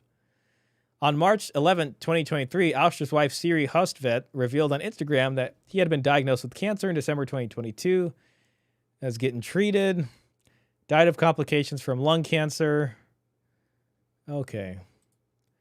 All right, well, I didn't really see much about smut, but maybe there was some. Naked the minute he met her, and every character, male and female, had to make sure their sexual habits and tastes were on the page within the course of the first meeting. Let me just end this poll real quick. 100%. So 100% of you guys said that you've not heard of any guy smut novels. I really haven't either. I really haven't. It's always like science fiction or some regular kind of fiction. Sometimes some fantasy every now and then. Or just a book that's like about something random or like a biography or, you know, Dowry, things like that. I have to admit I was completely oblivious to smut literature. Same here. Men's smut equals 2 girls, 1 cup novel. Modern writers are not on the same level as the dudes in old school times. I really agree with you. I agree. I really do. Not even Stephen King or Dean Koontz and the like are anything near Dostoevsky, Nietzsche, Shakespeare, Milton, etc. Hell, even Steinbeck was better than these trogs that are called writers these days. Yeah, I agree. I agree. Men's smut isn't a book. It's barely a pamphlet. Once upon a time, a mildly attractive woman made dinner and cleaned the house in complete silence while the game was on. Fellatio ensued the end. Yeah, I know. I've never heard of a guy's smut book. I just haven't. This is the kind of thing that was much more common in books, especially literary fiction written by men, something you could almost call ambient explicitness, or even sometimes ambient perversion. It was there always on almost every page, no matter what the book was about. I wonder if guys did write it, if it was mostly being read by women. I personally find this kind of writing tasteless and baffling, but I do think that we as a society became desensitized to it. Now, women reading explicit fiction or fiction with extremely explicit elements are also becoming increasingly desensitized. That's why you can look up things like spice meters. Do you want a book to, read one-handed? Or do you just want to read a story? Gosh. Well, the spice is going to be there regardless, but here you can at least gauge spice meter quantity based on the specific level of desensitization you've reached. Men have been putting tasteless and excessive sex in books for a long time. Just because women are the ones writing it doesn't mean it's not also tasteless. And it also doesn't mean that many male writers aren't just as obsessed with sex. I didn't really like the books I read in school because there was... Hey, there's the lady that's writing all them books. Never any magic, but there was really not enough kissing for me. Well, I'm saying we're... Yeah, I mean, I've read the first 3 Game of Thrones, and there definitely was sex scenes. I guess like out of any book I've read, I would say that one probably had the more to do. But I agree with you, Luke. I do think it's a cope, because even with George R.R. Martin, it's nothing like what we've even saw here today. Nothing even close to that. I think she's going out on a limb a little bit there, but whatever. She's just trying to make it not a problem of women. Yeah, exactly. No, women have taken this to another level. I mean, overall, the video's good. Now, he does have some scenes in there that are a little, they're they're a sex scene, but I don't know. I didn't see them as anything as crazy. Like, I didn't see no interspecies stuff. It was pretty normal vanilla sex scenes, to be honest.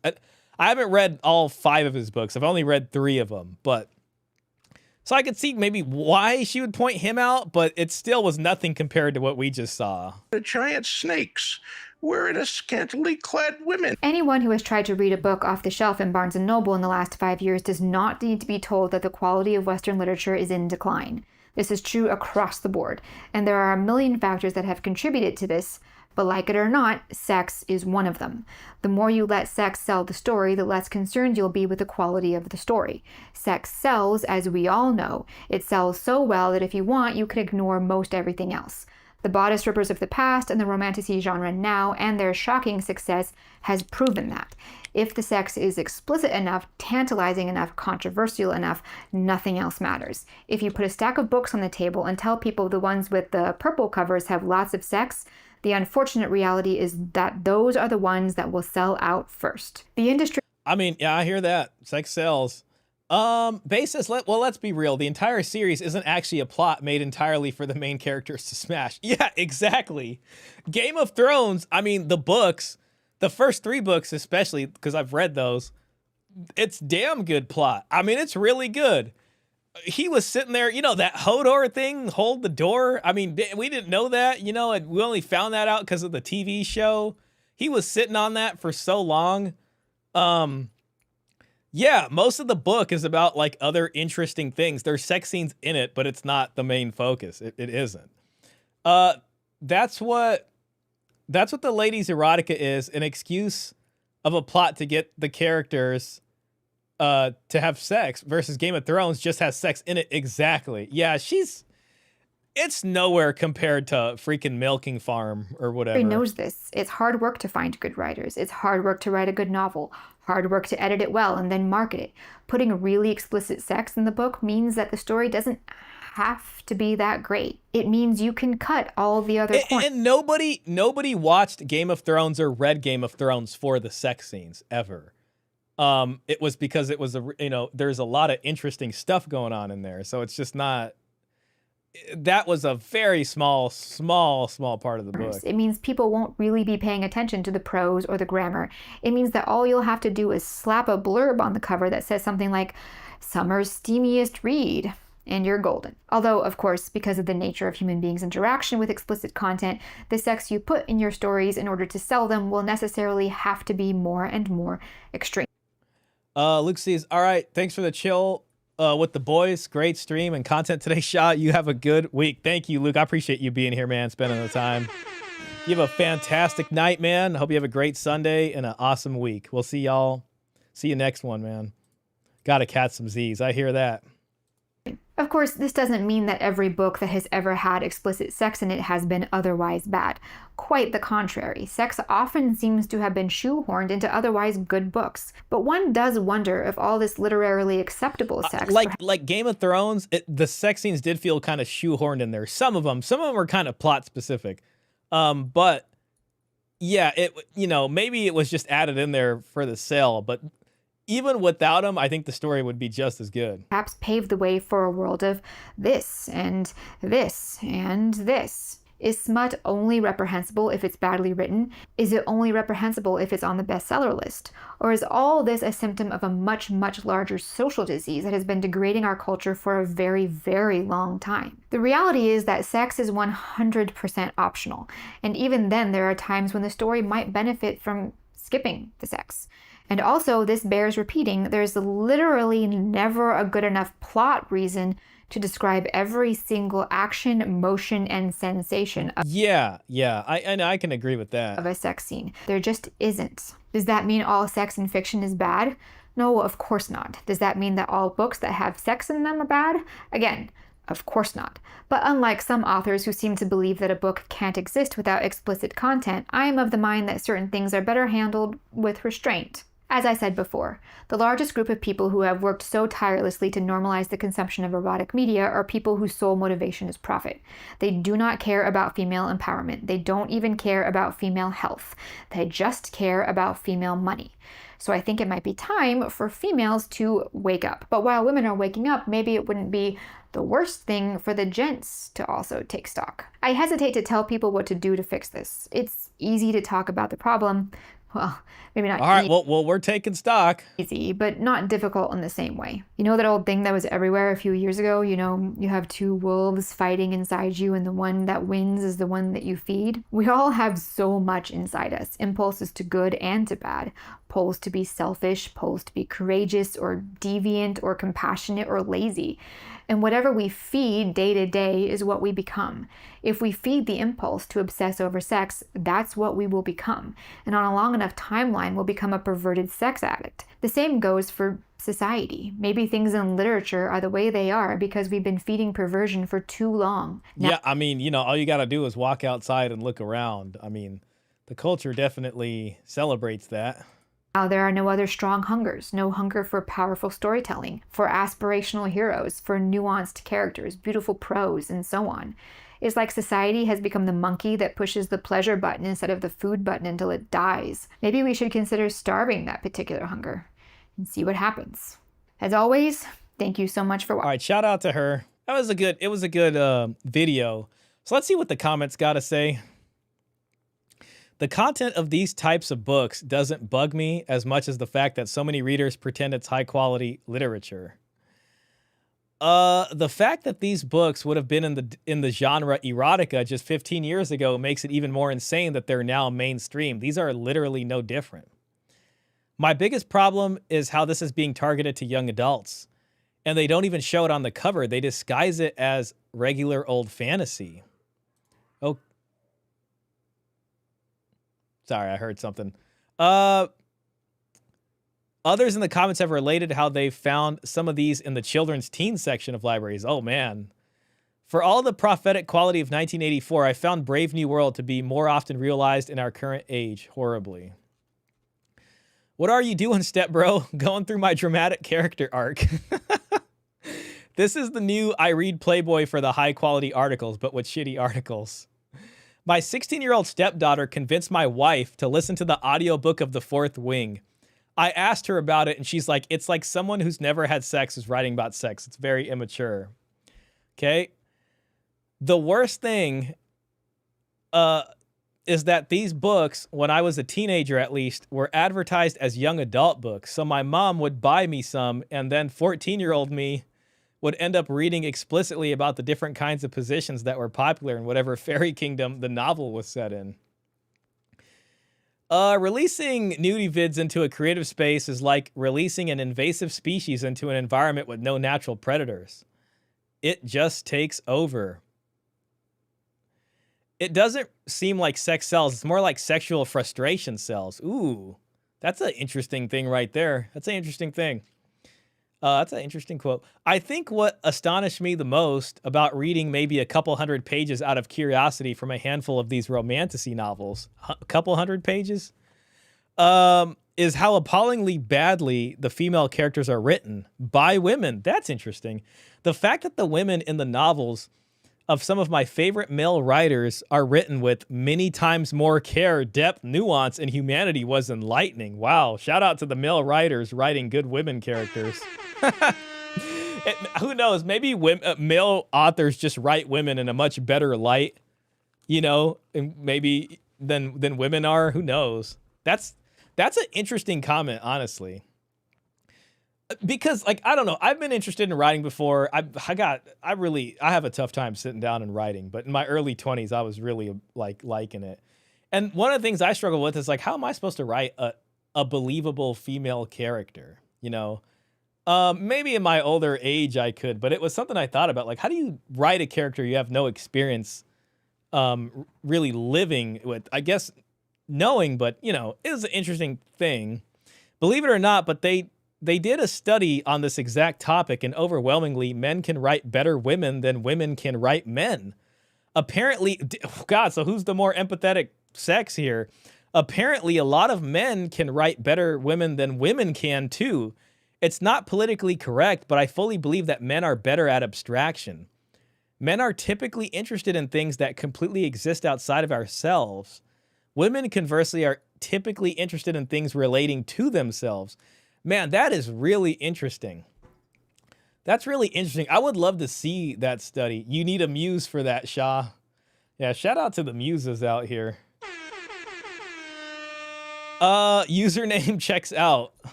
Yeah. There was another similar study to this. This is what... Okay, we got a fourth wing. Now I know what fourth... See, like, I would have scrolled past this, and I wouldn't know what the hell fourth wing was. Now this is kind of interesting to me, because I know what it is. But anyways, yeah, this is interesting right here. There was another similar study to this, but had to do with how children played with toys. Young boys didn't really need to empathize with the toys, or emphasize. He says emphasize. I think he might mean empathize with the toys they played with, so it didn't matter how they looked as long as it was cool. In contrast, younger girls found it important that they could emphasize and relate to the toy, such as sharing features or characteristics with themselves. I might be misremembering details, but I found the idea very interesting. Huh. Women are more honest when writing female characters. That is it. Honestly, that might have something to do with it, because the men might be writing them in a better light that they actually like, versus women just being honest about what they're thinking in there. Yeah, I remember for a long time, oh my God, we got a novel. I'll read a couple sentences. I'd hear people constantly complain about female characters written by men, but the best written female characters I found were in books written by men. The big trending thing in fantasy fiction of what gets flooded into publishing in recent years has been a focus on female writers.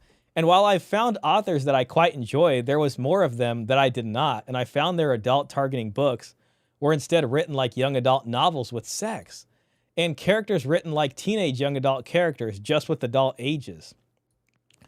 A lot of the female characters follow the trends of a lot of young adult female leads, often with very big personality flaws that are never framed as flaws, never redeemed, and everyone either just forgiving them just because, or framed as being in the wrong if they do see something wrong. They don't grow from their flaws. It's just never... It's like main character syndrome, but the ironic part is it has to do with the main character in a book, but the main character in the book never grows. It's just... It's like main character syndrome of a main character. They don't grow from the flaws. It's just never viewed that their character flaws need to be overcome. They are essentially viewed within the framing of the book as the perfect as a person, only needing to become more powerful in some way. It's like a character written by a narcissist. That's the only way I can describe it. It's like the narcissist is perfect and things happen and like the character never needs to change or grow or develop. But like one of the things they tell you in like writing classes is be tough on your heroes. You know what I mean? I don't know. So that's interesting. Wow. Similarly, their romance interests tend not to evolve over the course of the book either. They either just change by virtue of the female lead loving them, or they start as an ideal for the reader to fantasize about, and of course will not change from that. I bought one recently because I saw it getting a spotlight treatment in the fantasy section of B&N, Barnes & Nobles, only to drop it at a couple chapters in because I found the female lead obnoxious. They were quick to establish the slutty mean girl she rivals and punches in the first introduction like so many fan fictions do. And an age gap between the 17-year-old lead and a 26-year-old love interest. What the hell? She should be at least 18, with all the shown relationships being akin to that. Another I only got so far in, the characters were both reasonably adults, 26-year-old lead, romance interest in his 30s. But the prescribed main plot was heavily overshadowed by these two being immediately and aggressively horny for each other for little to no reason, and it not stopping when I'm already over 10 chapters in. I won't go so far as to say women are bad at it because I'd only have the limits of books I've read to support that, but I think publishing was for a long time very hard to get, so it was curated.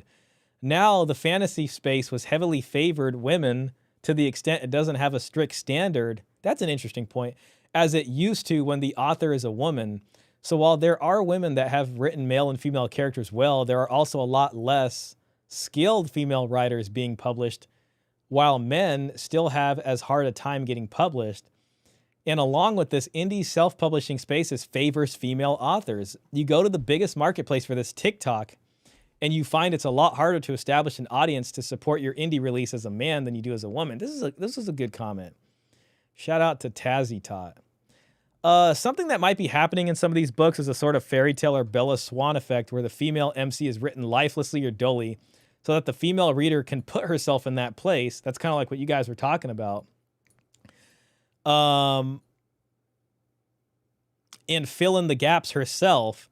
If the character has too much personality and individuality, she may clash too much with the reader's self, and the reader might have a hard time enjoying the story smut because they can't easily put themselves in the MC's place. That's an interesting thing. Gosh, let me just look at some of these other ones. It's nudie videos with words instead of pictures. The sooner everyone acknowledges it, the sooner we can get back to writing actual stories. Okay. There are some hungers better starved than fed. Tornax from Skyrim. That's a pretty cool quote. It just baffles me that you can't even tell that the book is spicy if you don't know the specific writers. The cover just looks like a regular young adult fantasy novel. Yeah, that would be an issue for parents right there, especially if their kids want a book and you can't tell it's not a good book for them. I mean, that's not good. No warning. If you don't know and you're just expecting regular fantasy, you're screwed. My only real problem with romantasy is the fact that like 80% of the fantasy bookshelves at my local stores are just romantasy books that are out or have had their time in the sun. The current popular romantasy books are always on a shelf table at the front of the store, and all the has-beens have been shelved in the fantasy section. For the longest time, I didn't care about the fantasy conversation, but now I'm starting to get affected by its consequences anyways. I went to a B&N less than a week ago, and they cut down on sci-fi section and shelved fantasy next to romance. And at that point, you couldn't tell which genre ended and where another began. I want my fantasy back, man. I don't read these kinds of books, but the algorithm decided to bring me here anyways. Great video. It was a good video. Gooner games are harmful to women. My wife, who loves actual romance books, can't find any anymore because it's either childish romance for young teens or she searches up romance for adults and it's just smut. What gets me is that women act like this isn't somehow smutographic. The thing that irritates me the most is how these days your book is expected to have some level of spice in it. It scares me that literary agents might be gauging the marketability of the book and whether or not it has spice. It almost kind of reminds me of like outrage, culture for like other types of social media. It's like, you know what I mean? It's like the way people get views and they market themselves as they say like edgy stuff, and it's like purposely made to outrage so it goes viral. And it seems like these spice, I guess, as they call it, and I'm not talking about the Dune kind of spice, is sort of a similar thing here. I feel like 50 Shades has a lot to answer for. I remember thinking that it opened the floodgates for people who didn't know they were allowed to like spice, but it also told people that you don't have to be able to write to sell books. As for this video, thank you. You answered a question that had been on my mind for a while. I've seen so much spice that I was starting to question that maybe my stories needed it too. But ultimately, it's up to me, the person who knows my stories best, to decide, and no one else can say otherwise. We'll read a couple more. Moss's stories are not well-paced. Nothing happens in them for the first 90%, and then all the plot is crammed into the last 50 pages. She writes each sex scene like it's the ultimate mind-blowing event, which means that she has to make the next one even more ultimate and mind-blowing, which means that the sex scenes towards the end of her book series are like almost comical parodies. I find it frustrating when adult fantasy or horror novels shoehorn in sex and bad language seemingly just to prove they are adult. As a guy who just got back into reading for pleasure after college, I've accidentally stumbled into reading a few of these books and was shocked to find so many of the most popular fiction books now are just smut. Not only that, but that they suck. Turned out I couldn't just judge books by their cover anymore. It was everywhere. Gosh, let's read one more, maybe two more. I recently went to a library and asked the librarian for a recommendation, some sort of fantasy book. She looked at me, an adult man, and kind of flaccidly suggested Fourth Wing. Almost like she was trolling him. What she said was popular, kind romantasy, I guess.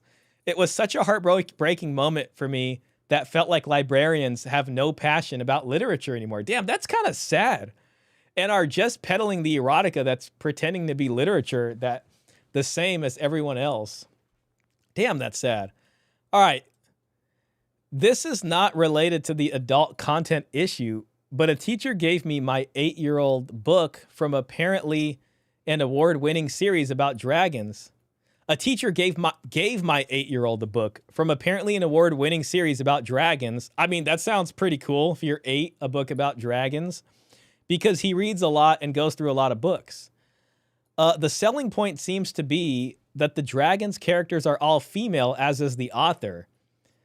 I got curious and read a few chapters, and the writing is just so bad. Not offensive, just horrible, like a parody of fantasy novels. The dragons talk like middle school Valley girls in their internal monologues for no reason except, I suppose, to appeal to the target audience. Oh my gosh. Well, all right, guys. So we checked that out. I think that, you know, if that helps some of you guys decide who's more dirty-minded, if anything, I think that was a pretty educational video. I think I learned a lot. I had no idea about this kind of stuff. What we're going to do is we're going to move into this video. We're at 3 hours and 19 minutes. I think this will take us clear to about the 4-hour mark, then I'll call it. And this is a follow-up on Dr. Cheyenne Bryant. Before I do that, I just got to, you know, just take a leak real quick and just open this window here and, you know, get some air in. And then we'll come back. So I'm going to give y'all the be right back screen. You just enjoy some music for a second. I'll be right back, and we're going to go ahead and see what's going on with Dr. Cheyenne Bryant, the psychologist. Yeah. She coming with nothing. Yeah. Deadbeat vibes. Let's go. Deadbeat woman, no bag, no dowry. Think she the table, but she just a story. Bringing no bread, but she want the glory. Deadbeat woman, drama queen, no quarry. Roll up, no fun, she just got a vibe. Claim she the queen, but her wallet's bone dry. Want the whole plate, but can't carry a load. Talking about love, but she breaking the code. I'm stacking my paper, she stacking the stress. Bringing no cash, but she want the finesse. Think she the boss, but she causing a mess. Weight on my back, and she more than my ex. Deadbeat woman, no bag, no dowry. Think she the table, but she just a story. Bringing no bread, but she want the glory. Deadbeat woman, drama queen, no glory.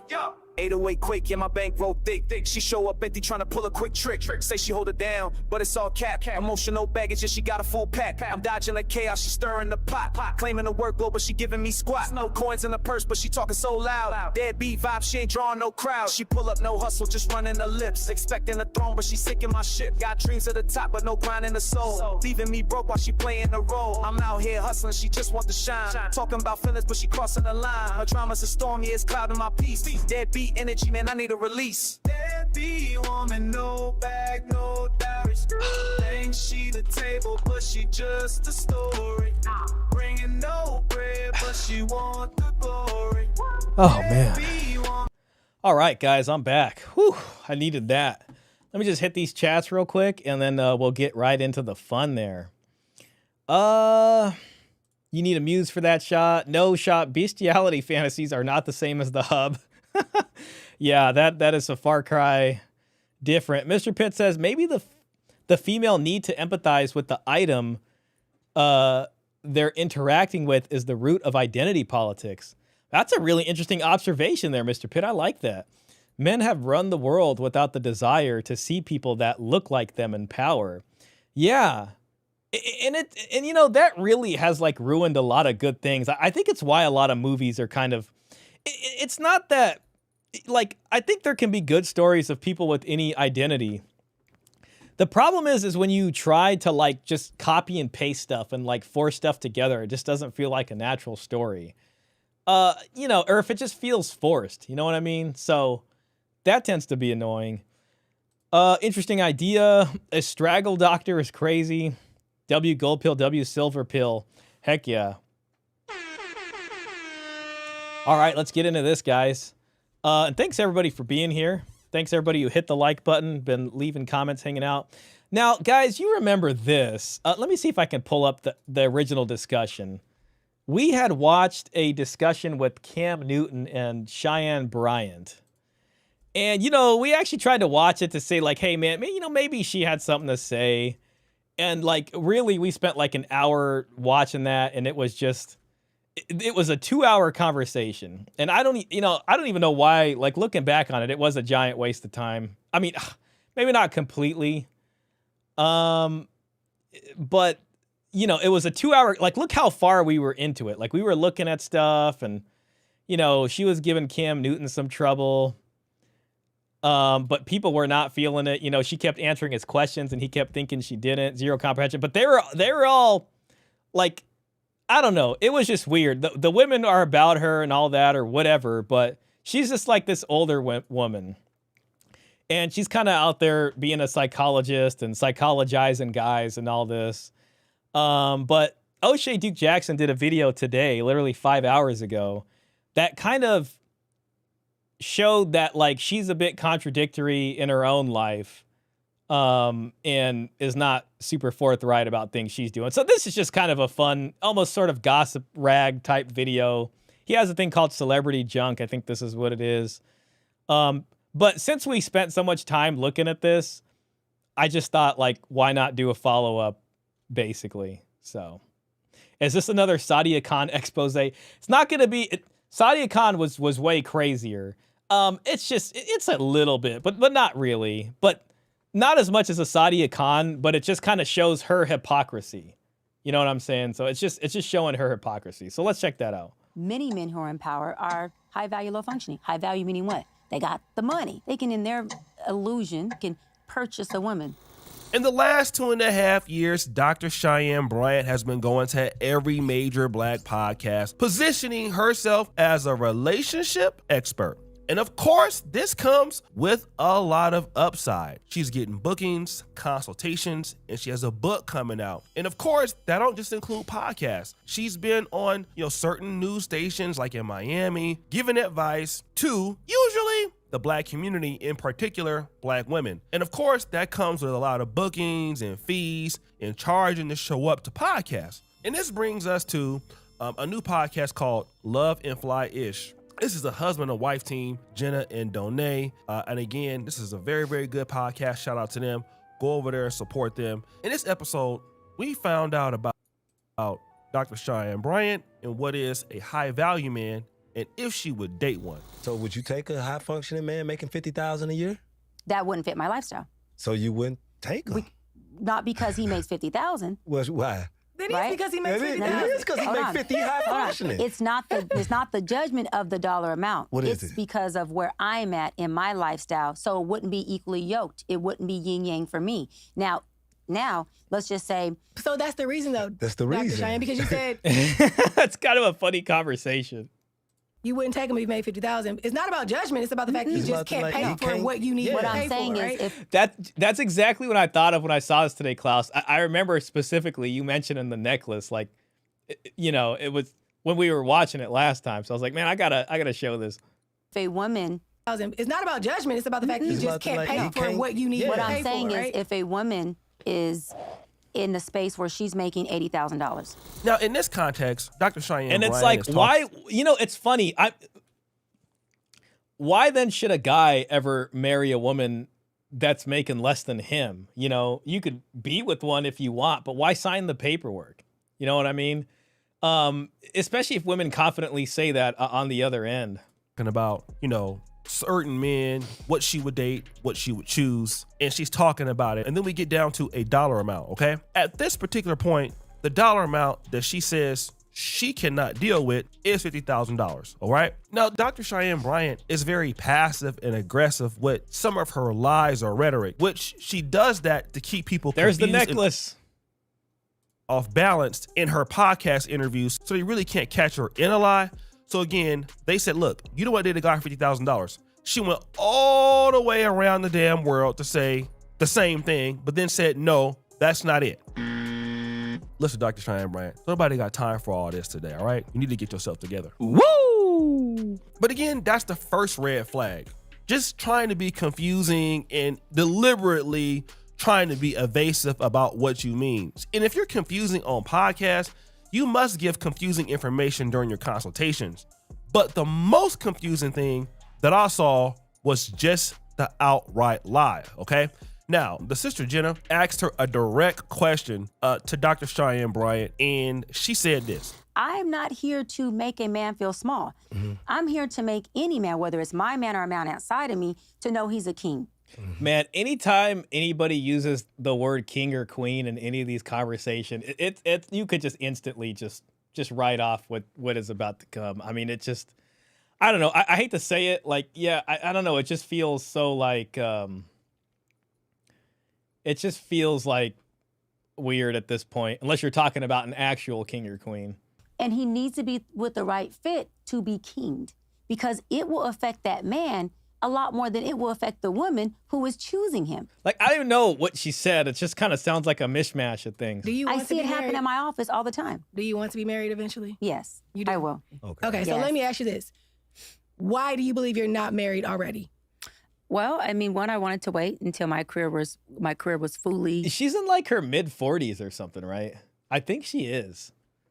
I can't remember how old she is. Cheyenne Bryant. Man, she better be a real psychologist. Like, you know, I know you mentioned Sadia Khan earlier. I mean, hopefully she is. I feel like that'd be a lot harder to fake in the US. So, you know, maybe she is.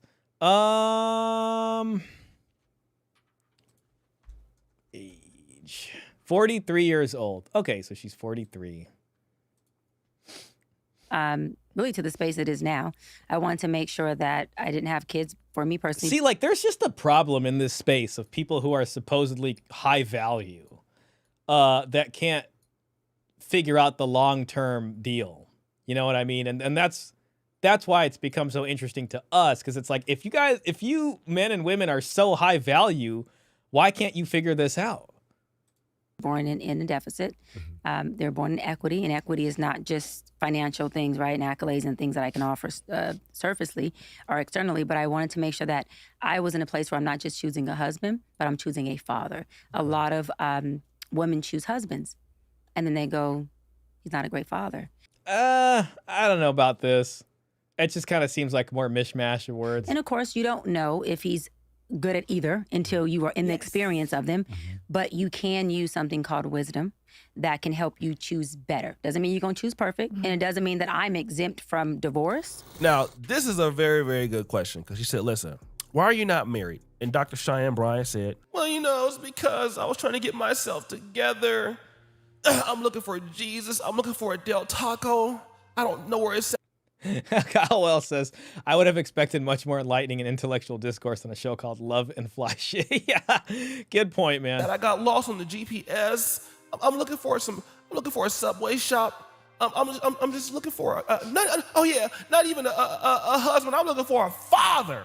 Yeah, I need to find a good father. So this is interesting. She's looking for a husband and a father. That's interesting because rewind. Klaus says, Giovanni says, another single woman given relationship advice, red flag immediately. If she's 43, she doesn't need to worry about father qualities. Exactly. Yeah, I mean, maybe she's got, you know, some of the old frozen eggs going on. Now, Cheyenne, you know that the internet do got receipts, boo. And you know me, I'm a lightweight ghetto detective.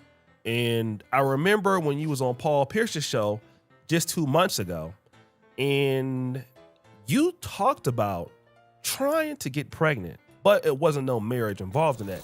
When I decide at 42 to be a mother. This is the year? Yeah, it is. You pregnant? I was like, did we get an exclusive? Right. Are you pregnant? You said No, I took my IUD out about a month ago so that I can be ready to do my. That's interesting. Yeah, see, I don't know. That's weird. So she's looking for a father or a husband, and it's like she's not married, but she's taking her IUD out. This is interesting. I What is love that? The eggs? The IUD is like He took the eggs out He's thinking of like IVF. and freeze them. Woo! Now, what is that, Dr. Cheyenne Bryant?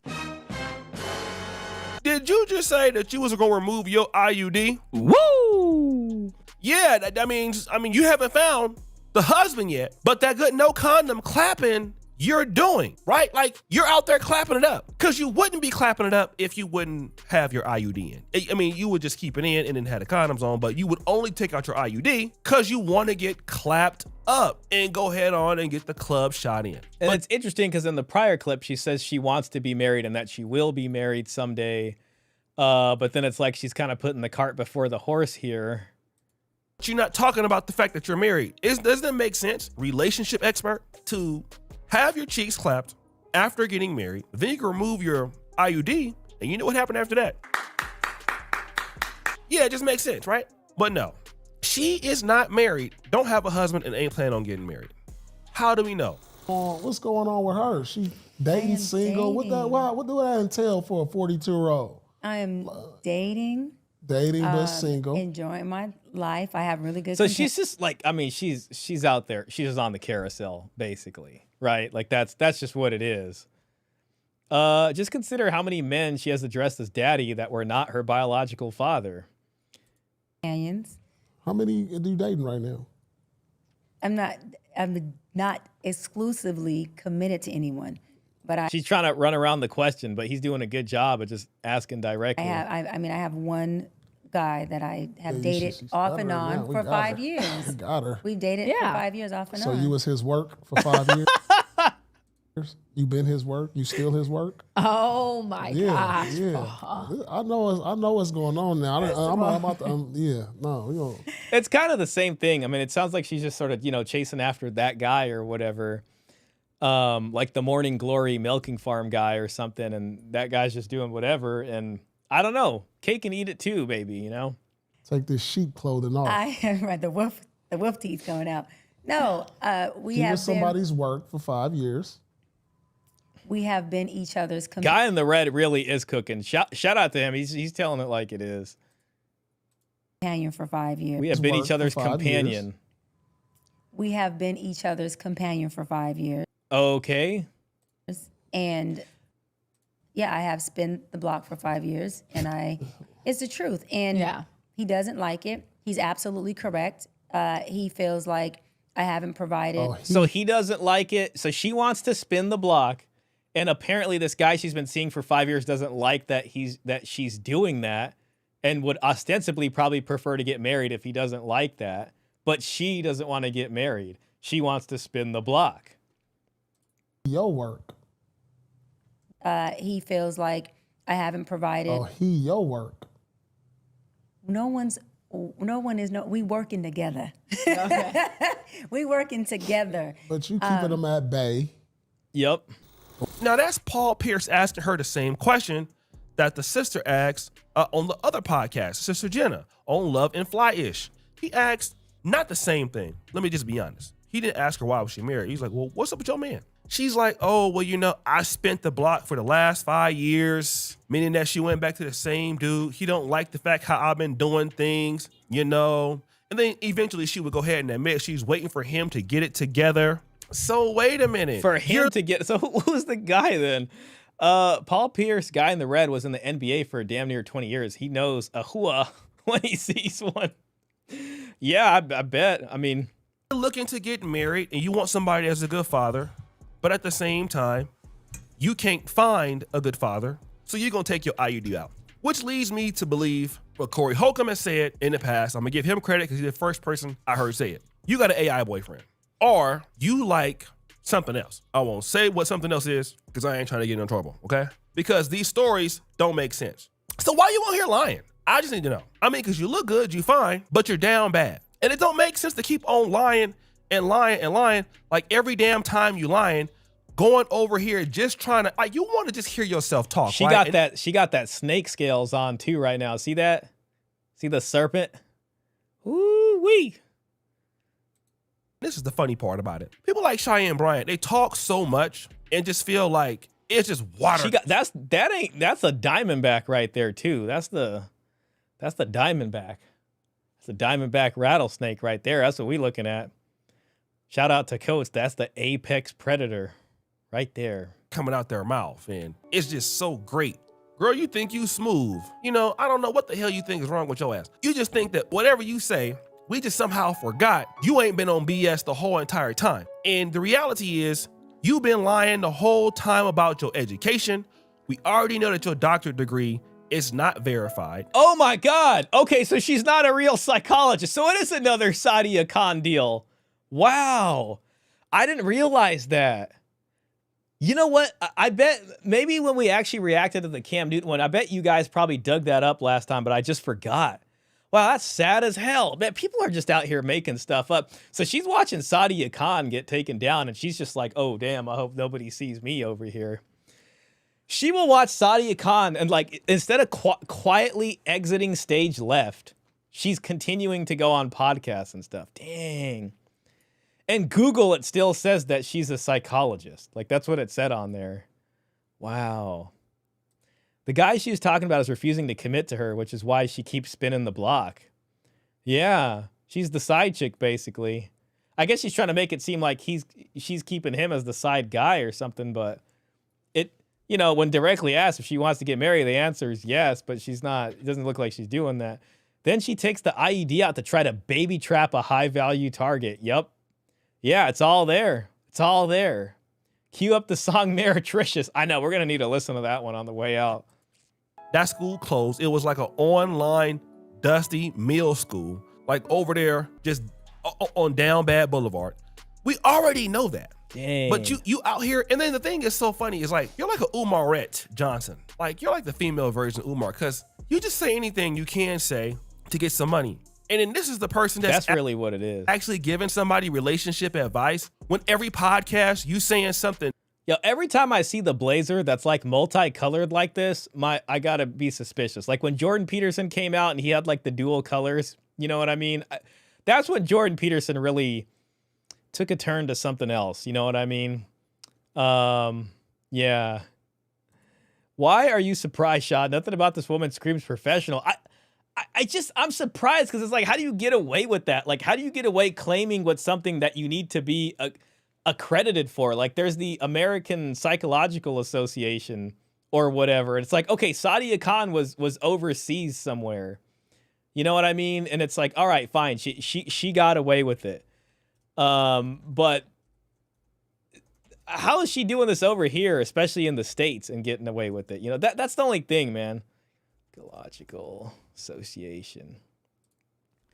Like, doesn't she need the APA, the American Psychological Association's main professional organization of psychologists, the United States' largest psychological association? I mean, I don't know, like, that should be like a crime or something, but I get what you're saying, though, Giovanni. I get it. Like, we shouldn't be surprised, but 43 and still no dowry. Wouldn't need to wait for the guy if she would bring something to the table. Absolutely true. Your dowry, it's my right. Bay says it's called being a beautiful woman. Yep, that really is. People love to see beautiful women talk, even if it's about nothing. Why would you say that she even has a necklace saying doctor on it? I know, I forgot about that. Then there's the Dr. Bryant. So she's not a doctor. What's going on? You know? I don't know if psychologists are considered doctors. I mean, unless you got like your PhD. Psychiatrists are the ones that can prescribe medication. They're medical doctors. I guess it just depends on the level of education for psychologists. If you're a woman, no one fact checks you, I guess. Yeah, gosh. We got to start fact checking. New? She clearly thinks she's a doctor, though, if she's going to call herself a doctor. Relationship advice when every podcast you saying something new. Every podcast, depending on what somebody asks you, you just shift as a chameleon. Every podcast you go on, you just making things worse for yourself. Like, stop it. And then again, you have all these women like really believing that you are the truth. Like I remember when you was talking to Cam Newton, trying to give him some advice about this was the one we watched. How he out here creating fatherless homes. And you talked about you dating multiple men, taking your IUD out. And that means there it is, Dr. Bryant. Right there. Well, if what you're saying is true, which it probably isn't, that leads to no condom clapping. And so no condom clapping means you're trying to get pregnant, but you're dating multiple guys. So you don't have somebody you'll get married to. So what's going on with you? I need to know. I have a few questions for you. Number 1, are you smoking something? 2, how much is it? 3, where can I buy it? Woo! I need that. I'm just gonna be real with you. I need it because if I can just be delusional as F and get paid like your ass is, and I can get away from these mosquitoes in Africa bite my ass every day, I will definitely take that job. I'm serious. Like, I'm really so tired of doing this hard ass work. I want to go from city to city, sit my fat ass down somewhere and just lie the whole entire time. Now, I don't look as good as you. I'm not as pretty as you. That's definitely for sure. But listen, man, give me $500. Put me in a Roach Motel. Get me a few honey buns.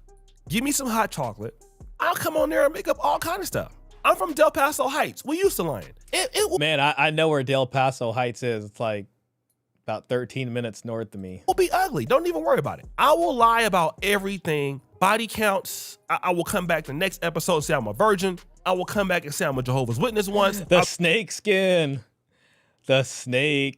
shirt. Be a Catholic. I've been in the Nation of Islam. I'll just say anything. It really don't matter. And as long as it sounds good and you want to listen to it, as long as you pay me, I don't care. Like, that's literally what she doing. She could wake up one day and just flip a coin. Yeah, today I'm gonna talk about how many dudes I got. Nope, tomorrow I'm gonna talk about how I'm abstinent. Nope, tomorrow I'm gonna talk about how you men need to stop getting these women pregnant and how I don't even feel like having kids. 4, I don't even want to be married because these dudes be playing. What is wrong with you? And let me just tell you this. Ladies, I'm sorry, I don't mean to be mean to y'all. Want to tell y'all something, baby. A lot of Negroes is really tired of women like this. We don't really want to tell y'all because it's just so much better to just stay at home and watch the OnlyFans and everything like that. But yeah, it's a lot of women out there that kind of exhibit some of these things with Cheyenne Bryant. And then like, once you get a certain age and you see those similarities, y'all be thinking that we can't see through that, but it don't take long because you can only keep up a lie for so long, baby. And then when you keep that lie up, you think that don't nobody know. I'm here to tell you that everybody know. Everybody know when you lying, okay? Including you, because you'd be surprised that somebody be believing that stuff. And I'm gonna tell you right now, don't nobody believe y'all. Dudes will listen to that if it leads to clapping. Like seriously, if you're gonna lie, just outright lie and change up, yeah, I will listen to it if it leads to cheeks, of course. Yeah, what'd you say? Okay, yeah, yeah, that's messed up. How you did you, baby? Yeah, yeah, he need to be more consistent with you. Why don't you step into this room real quick? Anyway, so yeah, Klaus, man, that was for you. That was our follow-up on Cheyenne Bryant. So yeah, she's just kind of, just saying a bunch of stuff. How can a woman who is not married give relationship advice? RJ is her client. Enough said, Diddy Jr. Word salad. The type of woman that talk for 5 minutes and you're like, I'm good. She got her degree from Clapathon Tech. Okay, come on. That was funny. Offset slid into her DMs for professional help to save his marriage. Now his wife, Cardi B, is pregnant by her boyfriend. Wow, is that true? My gosh. Equally yoked has nothing to do with how much each individual makes in a... yeah, I don't know about that. The dowry system may not... I mean, when we get back to our discussion of equal marriages, out here... Where's my equal marriages? Their families who had formerly relied on a son's self-interest to accept an arranged marriage or at least make an equal marriage now cried about the seduction of their sons by less wealthy families with marriageable daughters. But, whatever. Her and Dr. Umar need to start a podcast together. Oh, man. A man could absolutely do better with $50,000 than a woman could do with $80,000. Doesn't matter how much a woman makes. She will buy more expensive things until she's still waiting on that check. Well, probably going to be a lot of smut novels. Stack says, Jordan Peterson's split suit is metaphorical of his dissociated identities of being a leader in Christian theological discussion whilst refusing to identify as a Christian. Yeah, that was always a strange thing. I've mentioned it a few times on stream, but Jordan Peterson came to Sacramento once, and I went to go see him. This was back in like 2018-ish, 2017-ish. It was when he was getting big. And I paid for the ticket. I went to go. I stood in line. I went through security. I listened. And somebody at the end of the discussion, a person in the audience asked him if he believed in the literal crucifixion and resurrection. And man, he answered that question for like 25 minutes. I swear it was like 25 minutes of him answering it, and I still was not sure if he believes in the literal. Like, I don't know if he believes in that literally. Like, I listened to the whole thing. I sat there. I was intently paying attention. But man, this was almost like 10 years ago. You know what I mean? And it was like that for him then, and it was surprising to find out that it's still pretty much the same deal for him now. So, yeah, you're right about that, Stacks. Let me bring up this meretricious real quick here, so we'll do that. We'll do Deadbeat Woman. Where is meretricious? Oh, do I even got that in there? I got so many saved things at this point. Oh man, I should have had that queued up. That's embarrassing. Where is it? I'll just have to look at. We should have listened to Dontavius too. Here we go. We got meretricious. I got to get a hard copy of that song. There we go. Well, I think we had a heck of a stream tonight. I enjoyed it. We certainly learned a lot. Maybe some of you guys were inspired to become smut writers and cash in on some of that money that's out there to be netted in this industry. So, good luck to y'all on that. I still haven't thought of a pen name for myself. I don't know what I'd call myself as a smut writer.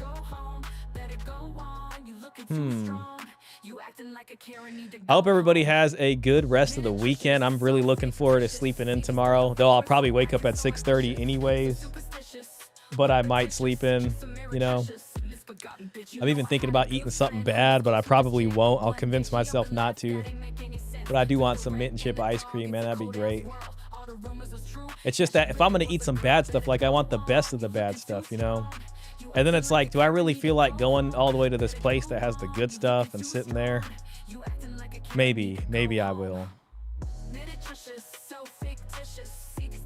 Let's go ahead and add books about having sex with anthropomorphic bulls to the list of things that women would rather spend money on than WNBA tickets. That's a good one, man. Yeah, honestly. It was interesting to learn how big of an industry it is, too. I never realized that, I just never thought of it like that. I mean, and I knew women had these kind of like strange fantasies just from my own experiences with them. But I just didn't understand that there was like a form of things that was just as like addicting and bad for you as the hub is. You know what I'm saying? So that was the most surprising part about that. And then when I actually looked at what it was, like that is insane. Like, and it just makes me rethink like visual things versus like reading things in the mind's eye and how words on a page can make somebody feel and how that's important for seducing a woman. Let's get Deadbeat Woman going. Man, we also got Gold Pill Shah's Tale. That one's a little bit more lighthearted.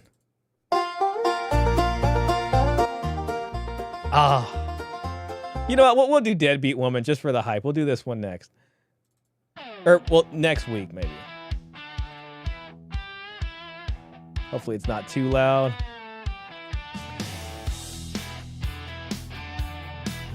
W stream, thank you, Mr. Pitt. Great stream. Very intriguing information about smut. Would have never guessed that. Thank you, Klaus. I'm glad you appreciated it, man. I would have never guessed it either, honestly. Man, I love this song. Shout out to Luke Nielsen for this. W Stream, L Smut Writers. I know. Those people are making money hand over. They're like OnlyFans creators, really. Like, they're making money like that. You just never hear about them. You know what I mean? They're probably making more money than the OnlyFans creators. Like, it would be crazy if smut writing brings in more money than actual, like, nudie videos for OnlyFans creators. That would be insane. A WNBA team should use a Minotaur as a mascot. That would be so funny. And pay for some fanfic written. What about the pirate theme songs I made this week? Man, I don't know if I downloaded those to the actual thing. I'm sorry, bro. I gotta go in there and download them from the Discord. Real quick, I did want to share this. This is from Peter Wright. I love this humble sort of... I'll play the pirate one next. I'll find it for you, Mr. Pitt. I just thought this was so hilarious. Shout out to Peter Wright for this. I had books like this with this spine when I was younger. And I like thinking of the Gold Pill journey as like a humble one. You know what I mean? We're not sitting here selling ourselves as, you know, these amazing people. But I like... This is just like a nice, humble little thing. The little gold pill who could. So, shout out to that. Let me find that pirate one, Mr. Pitt. Let me find that for you. Oh, I got it. Let me download them too.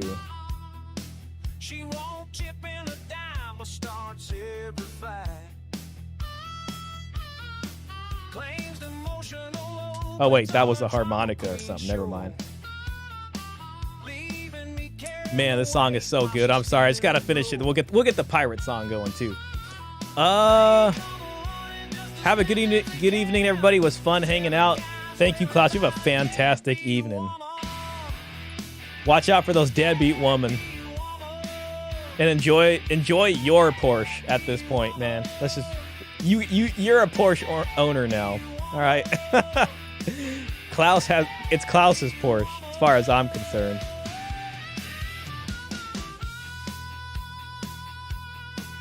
Man, I love this. We got Gold Pill coming up next. I know you did 2 pirate songs, and I remember liking the second one like a lot. So we'll play that one. I'll just play it through the Discord. From Mr. Pitt. We'll finish with this one. Up a little loud.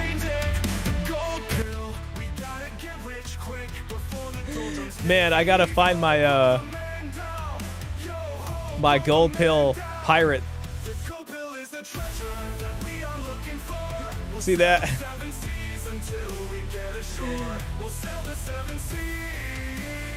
I gotta make these big. It's probably pretty far up to... Oh, here we go. Hey, it's Jason. Yeah, Jason's gone now. Sometimes people need to walk the plank, man, when they're forgetting themselves. You know what I'm saying? Oh, man, we could put an eye patch over that.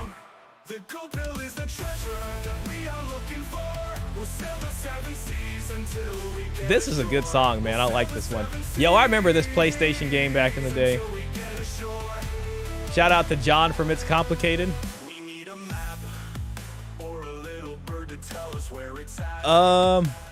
This makes me want to watch Count of Monte Cristo before I go to sleep. I gotta run the 993 4 rounds on the Nürburgring. Oh gosh, please. She almost... Oh, you actually did it. I got to run. Wow. She almost fainted, but claimed she had fun. Man, that is so freaking cool. That is so cool. Man, I'm so happy for you, bro. Shout out to you, man. I love hearing about that, honestly. The only Nürburgring experience I got, man, is on Forza on Xbox 360. I would always choose the McLaren and drive that map. That is so cool, man. Damn, Jason's. I know, man. Just sitting there, just you know, trying to backhand hate the whole time. Come on now. Being purposely obtuse.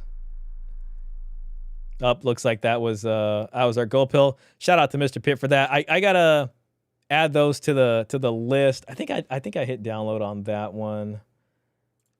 I did download it, right? Dang, I got so many. Yes, I did. I'll add that. I'll add that to my list there. I'll let y'all go, folks. Thanks everybody for being here. Had a freaking fantastic time, man. We'll get it going again next week. And I just added Gold Pill, Mr. Pitt, so it's in there for good. And I'll catch y'all next. I'll probably do some video game streaming on Twitch if you're interested in that. I really got to get a standalone going. I should be ashamed of myself. I might just do like a simple standalone, like me just talking into a camera, because I got to do something, man. It's a shame.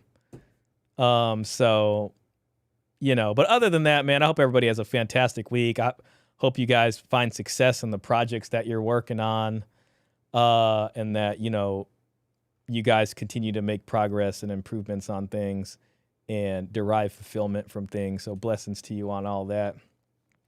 And if anybody's going through a hard time, man, I hope, those problems get solved and things get better for you.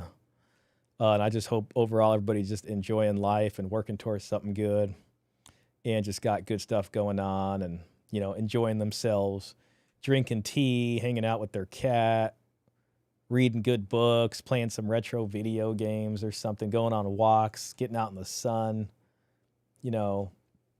talking to their families and relatives and friends and going out and doing things and receiving gifts from people, buying gifts from people, being involved in the community. But yeah, so I'll let y'all go and I will catch y'all next week.